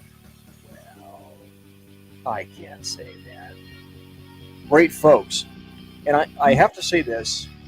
I'm not a young dude. I'm far from it. I used to be a lot sharper than this, but of all the people that I know and I'm associated with, these are some of the sharpest folks that I currently know. Sean Lewis and Earl Jackson and Rick Robinson. And anytime that they come aboard, it's an honor for me to have them here. And let's go BC, our $20 that worked wonders right now. I have. That's Can all I what add I'm two talking. names because I didn't get a chance to tell you about two of the smartest people, or the two of the quickest people that I know. Sure, please. One of them was John Emerald, guy I used to work for years ago. One Why of does that the name sound smartest. familiar? I probably told you about him. Okay. One of the smartest and wittiest persons I'd met. And I know. I know, right? And he was just unbelievable. I mean, he was like a computer with information, and he could spit it back out at you, and he could do it while telling a dirty joke and wrestling somebody to the ground. So it was really a trifecta. And then actually the other one was my former broadcast partner, Clint. Clint's another person who was Good unbelievably point. at recalling information. Interesting. He was not only fast with his responses, and how he responded was also questionable sometimes because you didn't know what you were going to get when you asked a question. But he was like a walking encyclopedia of information. And you and I, when we were doing the Sackheads radio show, and I was blessed to have been invited to do that, I ended up calling him Contrarian Clint. Yes. Because during the show, you'd make a point, I would make a point, and he'd go out of his way essentially to fuck with us. And Yes. say, well, no, that's not right. And this is what's really happening. It would be 180 degrees to whatever it is that you just said. Just for fun. Yeah. Just for fun. He would be unbelievably wonderful as the defense attorney when you were getting court training in the academy. Oh, yeah. He would have been the best at it. Yep. Is this a good spot? Project 2026. Hakeem Jeffries' plan to remake America, raise taxes on working families, impeach President Trump. Donald Trump must be removed from office. I'd like to impeach the bastard right now. Open the border, restart the invasion. Abolishing ICE, which I support. It's about defunding the police. They riot, they loot. We are unapologetic about our socialism. The abolition of private property. To chip at it aggressively until we can unravel the whole system. They want to turn America into a socialist, crime-filled dystopia. We're going to take back America, and it starts today. Are you going to let them? So, just today, I was watching, I don't even remember, and it's immaterial what TV station it was or what channel. People are saying in semi-droves now in D.C., well, it looks like it's fait accompli that Mom Donnie is going to become mayor of New York City in November. Again, another BZ if-then equation. Okay, so each one of us here, if that happens, then ... Sean. I don't think so. I really don't think so. It's do you remember in every single election that the Democrats lose, they are seemingly always winning in the polls going into it. This last election, the election before that, with Hillary, they're always seemingly winning in the polls, and there's always so much fever and fervor, and everybody's really pulling for this. No, he's doing he's getting the kid glove treatment from media. He's getting the kid glove treatment from all of the pundits. He's getting kid glove treatment from all of the other Democrats, because for them, well, I have to support the brown guy who's running as a socialist in New York, because if I don't say anything positive about him, somebody will use that against me later. And I'm trying to court all the other socialists around the country, so I have to do this. I don't think it's real. I think it's astroturf, much like they were telling us how Kamala was just going to wipe the floor with Trump, and why would we even show up that day, because it's going to be such an ass kicking. I don't think it's real. I think that the adults in New York, outside of the ones you see protesting every single thing, will eventually show up to the polls. And it's sad because I think Cuomo is going to end up winning at the end of the day, just because they're going to vote for him because he's Cuomo. They're sick of Adams, so I don't think that's going to go anywhere, and they don't want Mondami. He's going to be like Stacey Abrams, where he's going to never win anything, but he's now going to be in politics forever now. So, a couple points. One, I think Sean's right to a point. I think Cuomo probably will win it, which would be a great time to pimp a friend's shop. Go to shop.buffoonoftheweek.com when the show's over. You can buy There you go. You can buy There a you Cuomo for go. prison shirt because To a purpose. that's the only place the guy deserves to be, and they actually have it over there. I wish we'd have thought of it, but I didn't because I don't live in New York. But the other thing is, I hope that all the adults in the room haven't already fled to places like Florida, and then we've got the halfback folks that went to Florida, and then it was too hot. Now they fled to North Carolina because it's kind of the halfway point. So I don't know how many actual Republicans are left in New York, but I'm hoping there's enough adults in the room that are seeing the story about the market in Missouri, the government-run market where they bought the shopping center for like $12 million and then invested another $29 million in it. So they're like 30 some odd million in the hole, and they just had to close it because the shelves were empty because everybody keeps stealing from it. Imagine if somebody gave you $30 million to run any business. I don't care what it is. And you can't do it. I'll tell you right now, if somebody gave me $30 million to run a grocery store, I've never even worked in I worked as a convenience store as a kid in a liquor store, but I never worked in a grocery store. You better believe I'll spend $1 million of that figuring out how to do it effectively. Right? And then the other $29 million can go into my salary in the store. Jeez Louise. Okay, now this is an interesting point. Note below, Cosmic Bard said, and is this true? Because I'm not familiar with the Northeast anymore. Ironically, most of the Republicans that work in New York City live in New Jersey. Is that true? Yes. So they won't have any influence, or true. will they? Oh, I don't think the Republicans even factor in the grand scheme of things. I just think that when it comes down to the socialist lunatic kid that wants to put out, the other thing too is when the bodega owners and all the private, and there's still a lot of private shops in New York. You have to remember that. You get away from Times Square and the big areas, there's still a lot of mom and pop places, especially the Italian bakeries, the Italian delis, yada, yada, yada. You start dangling cheap government run stores in front of people and threaten businesses. As much as I have problems with New York City, a lot of those businesses and bodegas have been owned by the same family for generations. Once you start screwing with those groups, I think people are going to be like, yeah, no, I'm not risking my favorite Italian bakery down the street and my favorite Italian deli and the people who've been running it for years. I'm not risking them going out of business because you can now buy Oscar Mayer for $2.99 at the government run store. I just think that actually is going to play much bigger than people think. Don't you mess with I think you're giving them too much credit. I really do. Yeah.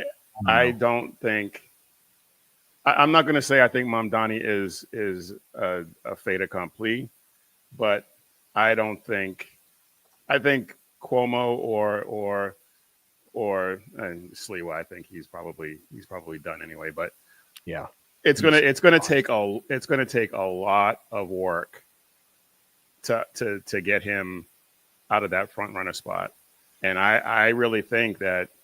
And I talked about this on my show today in regards to the government-run grocery stores. I think that New York is going to get what they deserve, because the other thing is with New York, yes, their voter turnout is atrocious. AOC won her seat with 14% of the eligible voters. The voter turnout is terrible, and I think for as much as people talk about how much they don't want a socialist or a communist, which is what he really is, I will be shocked if enough people turn out to keep him out of the mayor's mansion. I mean, if the only people show up to vote for that guy, I say New York City gets what it pays for, and I say we start the amicable divorce process because I'm not bailing them out. No. Our days of bailouts are done. That's like our days of lockdowns are done. I will tell you that and we probably won't see it in our lifetimes. I might, the rest of you won't. Hey, I got two words for you. One of them, you're old. Anyhow, it could be the experiment that actually sinks communism, socialism in this country for a while. And I'm not saying I want that experiment to be performed, and I'm not saying I want to see it happen, but we all know if it happens, it's going to fail miserably, and it's going to fail to the point that I think you'll see New York City back into the 70s between crime, squalor, a city on fire. I think that will absolutely happen. That's when I was there. I was there during the time of John Lindsay. I had to work in the fucking FBI. I worked at WMFO. I got assigned to New York City. That's what turned me off completely on federal law enforcement, is just being in the Northeast. That was like an assignment from hell. But it's like what I said: pick a city, do it soon, enumerate it, designate it, identify it, and at this point, I say New York City. They are self-choosing, is what I'm saying. So let's make it be New York City. Let's defund the police. Let's let the communists rule it all. Let's let the taxes explode. Let's drive businesses out. And it will be a piece of shit worse than anything I ever envisioned and personally saw under Lindsay, who was a piece of trash. But I don't think we're going to be able to avoid this experiment come November. Well, and look at what happened in Chicago. Lori Lightfoot was hands down the worst mayor in the country. Oh, God. And they elected somebody worse. I think that's going to happen in New York City. Probably. That wasn't her fault. They kept her out of the water for too long. Well, you see what happened. They could have just dipped her in the river every once in a while, and the oxygen would have got back to her brain. What, too soon? That was over the edge. That was what's over the edge. Come on. I mean, well, there's a reason your show is called The Edge. Admiral Akbar. I'm sure he gets that reference. Yes. Or maybe not.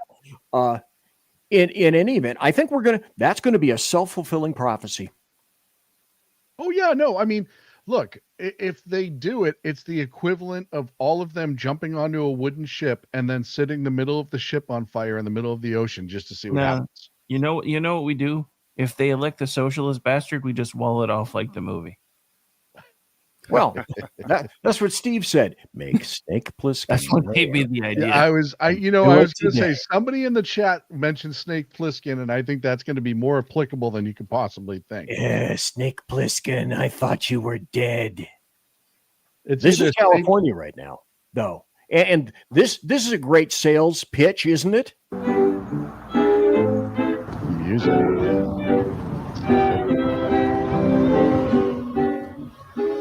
Hollywood. Oh, yeah. It's wonderful. Which city is this? I'll give you one guess. Don't tell him. What do you think? Just from looking at it, where do you think this is? I know. Oakland. No, close. Hollywood. Yep. But the two are indistinguishable at this point. You can't really tell them apart. Exactly. Whatsoever. It could be any city in Northern California. That could be downtown Sacramento right now too. Oh, It's all the same. Yeah, it's incredible to me. The whole thing that Gavin's doing right now, I laugh because nobody's talking about the fact that the guy hasn't fucking run anything for the state of California in 2 months. The only thing that he's doing today, he had his soft launch for his presidential campaign. That's all this is. And he's using distraction. You want to talk about a distraction? Let's talk about all the money that he's grifted from Californians who need to rebuild their houses. And his wife. Well, and how about the fact that we're in a financial crisis in the state? We're already the budget's already underwater for next year, and he's crying poor mouth, but he wants to spend $250 million on an election that it's not really clear if he's going to actually win or not, to redistrict for something that's not a state problem. It's not a problem. What Texas does, I said this on my show Monday night, Texas gaining seats does not necessarily mean California loses seats. If it was the other way around, nobody would have any problem with it. It's just the Dems don't want to give up power. And I've already heard the word fair come out. Well, they have to keep it fair. Fair. Well, it wasn't fair when 31 or 10 to 30 million fucking illegals flooded into this country that would completely reshape the districting all in of itself after the next census. Nobody cried fair then, but now you're worried about fair. Meanwhile, you're trying to change a state law that was just voted on by the people in 2008 to have an independent citizen review do the redistricting. And it's already jaded because one of those fuckers on that review panel spoke at the event today. Well, let me ask you this. This is a perfect point to interject. Sean, will they pull it off? Will they get the people to vote and say, you know, what do you think? I'm not there, so I don't have any insight. What's your insight? They don't. I don't think so. I don't think anyone's going to show up for it. I think the people in this state are sick of Gavin Newsom, even the Democrats, and they may be sick of him for a different reason. But I don't think people want to give him a win one way or the other right now. It's good. I'll tell you right now, it's good for his career that he's not running for governor again, because I honestly don't know if he could win. His approval rating sucks, and you talk to people and they all hate him. And more importantly, I think people in this state who would come out and vote for the state constitution to be changed are kind of pissed that he's spending all this time, money, and effort on something that doesn't really affect the state. It's a federal thing. So I don't really think they can put it off. I don't think so either. It's fairness. The whole thing of fairness just doesn't compute. when you look at Massachusetts, 35% of the electorate is Republicans, and they have no representation. Right. And the same in Illinois and Maryland and all these other leftist run states. It smacks of this is like you said, this is Gavin Newsom's soft launch for his presidential campaign, because this would make that's the only way this makes any sense. That's the only way this makes any sense. And he needs this win. If he doesn't do this, he's done. This is the only thing that would have got him to primaries. If he doesn't pull off this November special election and he fails, he's got literally nothing to run on, because people in California forget. The rest of the country, even liberal states, kind of fucking hate California. And I don't blame them. I live here. I don't blame them. Yeah. They don't like the way California is run. They don't want to be California. You know, it's like that old Sopranos line where, hey, I don't want any of that California bullshit, right? That's exactly how a lot of the country feels. But then it also makes you wonder, okay, we know in California, always spell it with a K, Kamala Harris is gone. Cammie the Cackler has said, I'm not going to go there. And so let's do the if-then equation with BZ, and let's do it with Sean. If then Gavin Newsom places all of his political ducks in one basket, and then he is not successful, who's waiting in the wings in California? Or is this a vacuum where somebody who is smart, I don't know, Steve Hilton, name it. So I'll tell you right now, if he's going to run for president, I don't give a shit what happens. He's just not going to go for it. He's done, right? Kamala's going to run too, which that's interesting to see how those two are going to play nice or not play nice. Yeah. But I'll just sit back and eat popcorn and watch that. You're going to start looking at people like Scott Wiener out of San Francisco. You might get like London Breed. You might get maybe Bass makes a run at it, but nobody's serious that outside of their district anybody really likes. Steve Hilton actually would have a good shot. The only problem is, it's great to have a governor who's not a raging lunatic liberal, but they'll maintain a supermajority in the Assembly and the Senate and can still cram a bunch of shit through. So you really aren't doing anything until you start actually taking care of the local districts. Well, and perhaps that's an excellent time, because boy, do I have a video for you. It's time for happy stories and good times. How about this? Say that Border Patrol has arrived outside of the downtown LA venue where Governor Gavin Newsom was actually holding a press conference today. And it appears that those Border Patrol agents are making arrests, illegal immigrants that I don't know if they were at this press conference, if they were in the area, but this is a very, as John put it when we first saw this video, a very in-your-face way to let Democrats know that you are going to do your job, that you're going in your face, Gavin Newsom. I think that's wonderful. And then, awesome. of course, following that, I think what happened? Oh, this person corked off. This is glorious. Not believe that this just happened to be a coincidence. There is no way this was a coincidence. This was widely publicized that the governor and many of our other elected officials were having a press conference here to talk about redistricting, and they decided they were going to come and thumb their nose in front of the governor's face. Mm-hmm. Why would you do that? That is why wouldn't you do that? Yeah, exactly. Why wouldn't you? The governor's thumbing his nose at what the people voted for. Why not thumb your nose at him? Los Angeles right now. So, here's what I think. It's glorious. I think President Trump and the people in power are doing what we elected them to do, is wield the political power that we've given them. Republicans for far too long have just taken the high road and never actually used the power that they've been given when we've elected them. And President Trump now is doing that, and I think that is outstanding. I wouldn't even say it's the high road. They've taken the coward's invertebrate road. Yeah. Well, yeah, but they've always claimed the high road when they've done it. But that's just it. I still don't feel like they've done enough. But we're almost out of time. But I did want to back up this one thing just for a second, because the only reason Gavin Newsom has any oxygen right now is because of the DNC debit card crowd on X. Oh, forget it. If it wasn't for the folks that are getting paid $800 a month by the DNC to push out all their bullshit, nobody would be paying attention to Gavin Newsom right now. I'll tell you right now, it's even worse that the DNC is flooding so much money into this right now. I've made 2 comments on, and everybody knows that Gavin's not posting his own stuff to X. It's Brandon Richards, his little helper there, that twerp.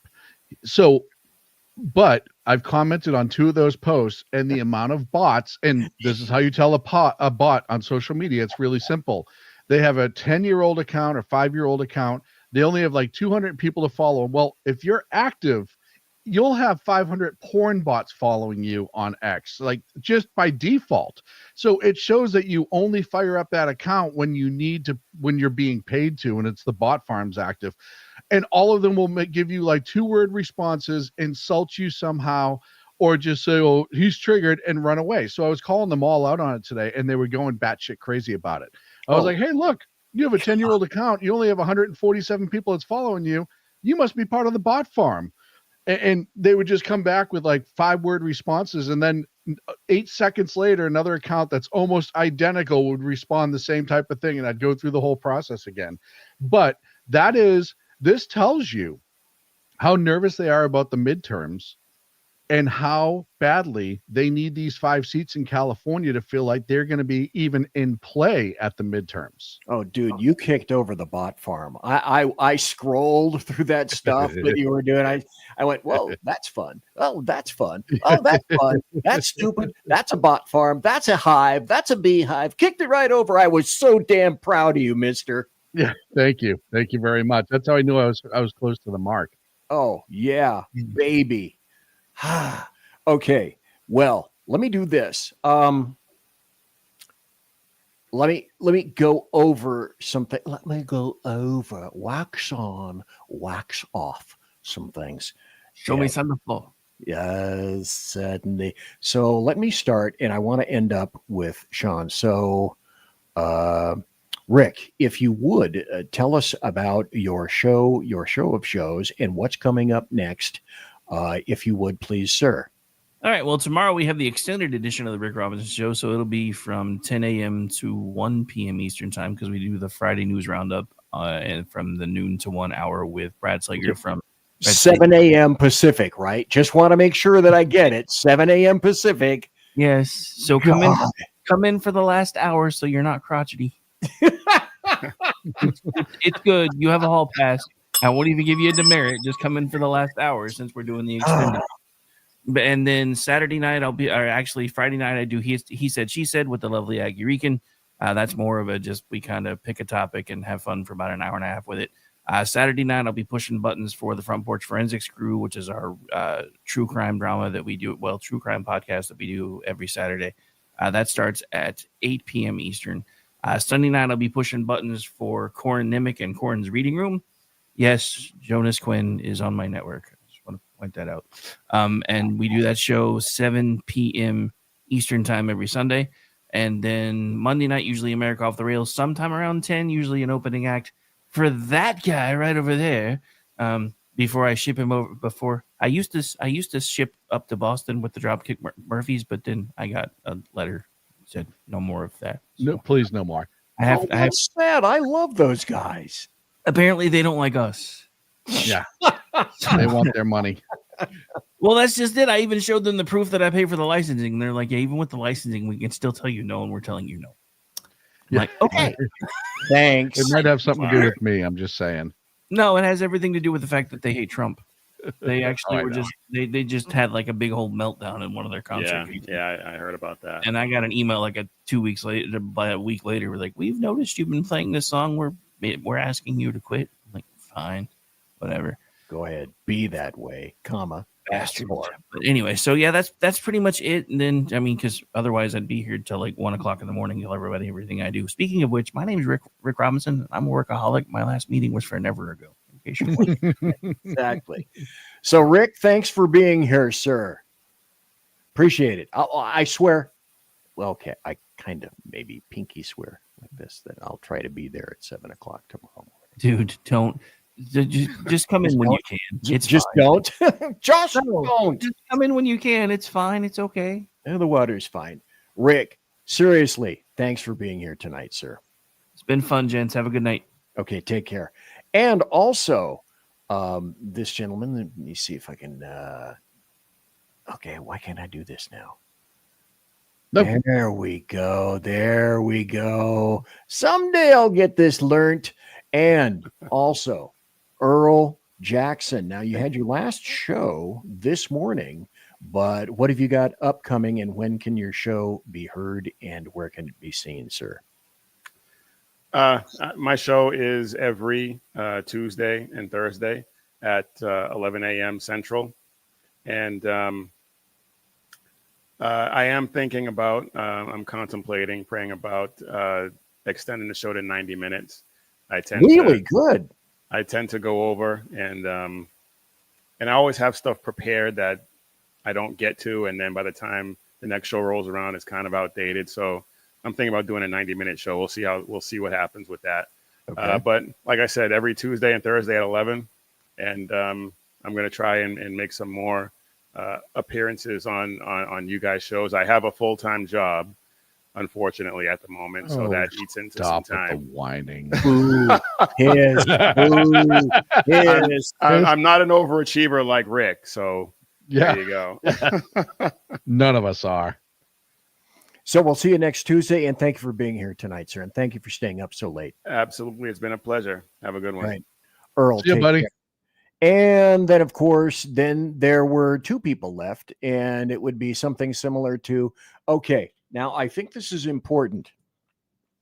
Tell folks who you're going to be speaking to tomorrow. You will not be creating and sending that show off into the ozone tomorrow, but you will be interviewing somebody. Well, I will be sending in the ozone tomorrow night. Okay. So I'm going to do, and I'll play it on my show Monday night too, but I think this interview, it's Anna Giaratelli. She's a reporter for the Washington Examiner. She's their Homeland Security reporter. But on top of that, this is not going to have anything to do with her reporting. This is her story as a victim. She was a victim of a sexual assault in DC. She just came out with it today on her social media. She has never told the story before. She's done interviews today, but I'm going to have her tomorrow. I'm going to let her tell her story. It's hopefully one of those interviews that I'm seriously just going to say, the floor is yours. Tell us your story, and then tell us what you think about the current state of DC and what Trump is doing. I don't need to ask any more questions to that. It's her story to tell. I'm just a conduit, and that's how I plan on being for this interview. I will post it probably tomorrow night at 6 o'clock East Coast time. because I don't want to sit on it for the weekend. I want her story to get out. I think it's important. Right. I read her thread today on X, and I was angry for her and how she was treated. And it's just, it needs to be out there in full. So I'm glad to be able to give her that opportunity. Okay, and again, tell people what time and where they can watch. Because the reason I want to do last is because I think it's important. The more people that we can generate to get to go to that show and watch and listen to her story, it's critical. It's imperative. I'm going to release it to YouTube first, and I'm going to let it probably sit on YouTube for the weekend. And then when I replay my show, obviously it'll be on all the outlets. And that's for her. I don't want, I want to get it out quick. I want to give it out in its entirety. I don't really care about the publicity aspect of it for us. I just think this is a chance for somebody who is a victim of a horrific crime to tell their story. And I think it's important for it to be heard so people see through the politics that's going on with everything that's happening in DC and actually hear from a victim themselves about what happens in DC. So that's going to be my approach with this interview. I think it's special. I'm honored that she would allow me to interview her and spend time with me to tell her story. You're right. I think it is an honor. 100%. A wonderful honor. So, folks, tomorrow night. Wait, wrong. That guy right here. Point the right way, VZ, if you would. No, wait. Yeah. See, you're it's there. it's You're backwards. right there. Okay. So, Sean, thank you, sir. When you put out the social media, if you don't know where Sean is, well, first, shit. At the number 2 against tyranny on X. The obvious, yeah. Yep. 2 against tyranny, plain and simple. And then Monday and Wednesday nights, 8 p.m. Pacific, 11 on the East Coast, on the Edge of Liberty, which is my show. Okay. Excellent. And thank you for having me as always. Thank you, sir. I'll be there. And appreciate it. Folks, it's about that time. This time, what time, that time.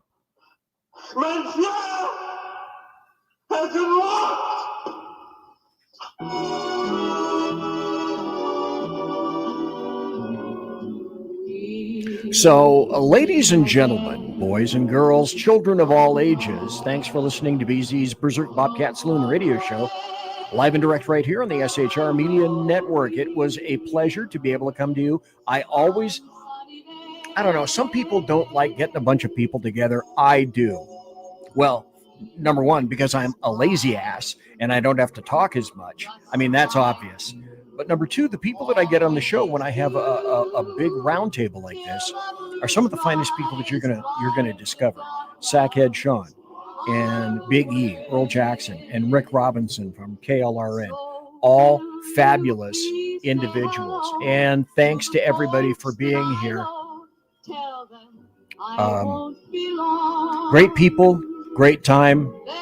Thanks to you for watching live and also listening and being in the podcast. As per normal, promotional consideration is by Lockheed Martin Skunk Works. These microphones, this board, this engine company, and also thanks to my KC-135 Kettle One refueling team, with whom I will be consorting in about 5 or 10 minutes. This is my tiara tonight. Hey, look, B-52s.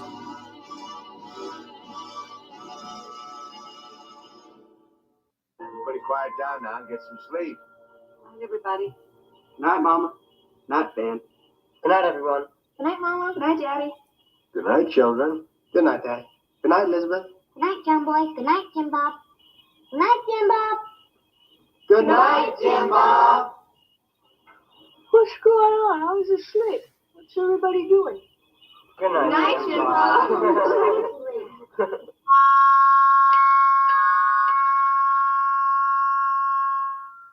Good night, and good luck.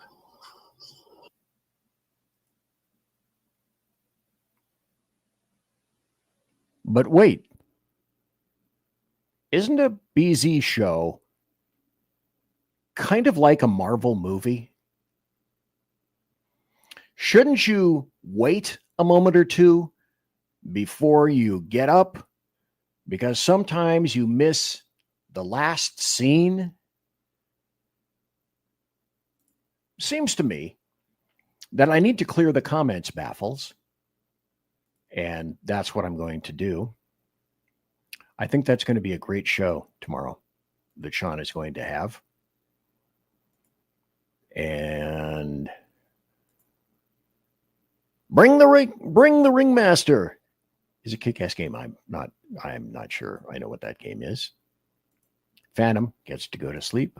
Whiskey Dale, good night, John Boy. Good night, Ed. Good night from Phantom. Get out of my head. Never. And of course, Sean says, last comment. Everyone. Oh, wait. Cosmic Bard just came in with this. So, wait. No, I'm the last comment. Mission ready men. Nope. Sean says, last comment again. Is it a comment war? It appears, folks, we appear to have a comment war in progress right now. Who will be last? Stop. Mission ready, men. Oh, I win. Last comment. Me.